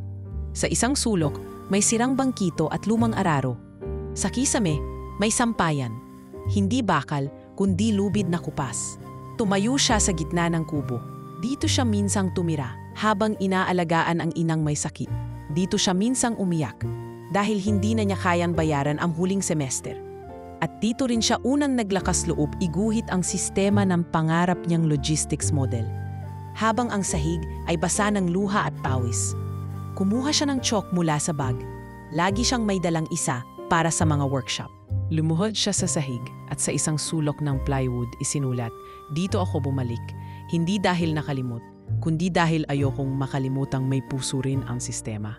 Kinabukasan, tumanggap siya ng imbitasyon mula sa isang komunidad ng mga mangingisda sa Bicol na gustong i-adapt ang kanilang logistics system para sa sariwang huli. Walang PR, walang sponsor. Ngunit pinili niyang tanggapin. "Sigurado ka bang yan ang gagawin mo sa Pasko?" Tanong ng personal assistant niya. "Oo," sagot ni Alona. "Mas gusto kong marinig ang kwento ng mga bangus kaysa speech sa ballroom. Mas totoo." Sa panahong iyon, habang naglalakad sa tabing dagat, kasabay ng mga lalaking may lambat sa balikat at mga babaeng may basket ng hipon, mas dama niya ang tagumpay kaysa sa kahit anong award o parangal. Ang mga salitang dati teknikal, inventory, routing, spoilage rate, ay naging tunay na bahagi ng buhay ng mga taong ito. At kung ano man ang nagawa niya mabuti, iyon ay dahil bumalik siya paulit-ulit sa mga taong kanyang kinakatawan.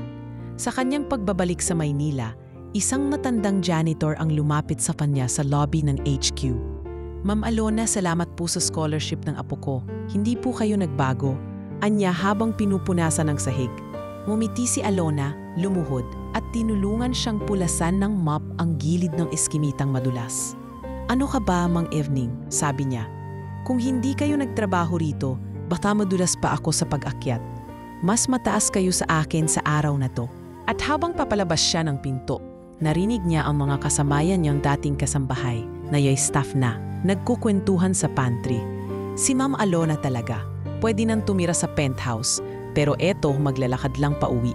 Wala talaga sa kanyang yabang. Ngunit sa puso ni Alona, hindi niya kailangan ng papuri. Ang tanging mahalaga, ang bawat taong umaakyat sa tagumpay ay may panataring bumaba, hindi para mawala, kundi para magsindi ng ilaw sa daan ng iba. At sa tuwing inaabot niya ang chalk o marker upang magpuro, gumuhit o magplano, naaalala pa rin niya ang unang linya ng karton na isinulat niya sa gabing maulan. "Kung hindi ako maririnig sa taas, magsisimula ako sa lupa." At mula sa lupa, umusbong ang isang rebolusyong tahimik, tunay, at hindi kailanman tungkol sa pag-angat ng isa, kundi sa sabay-sabay na pag-angat ng marami.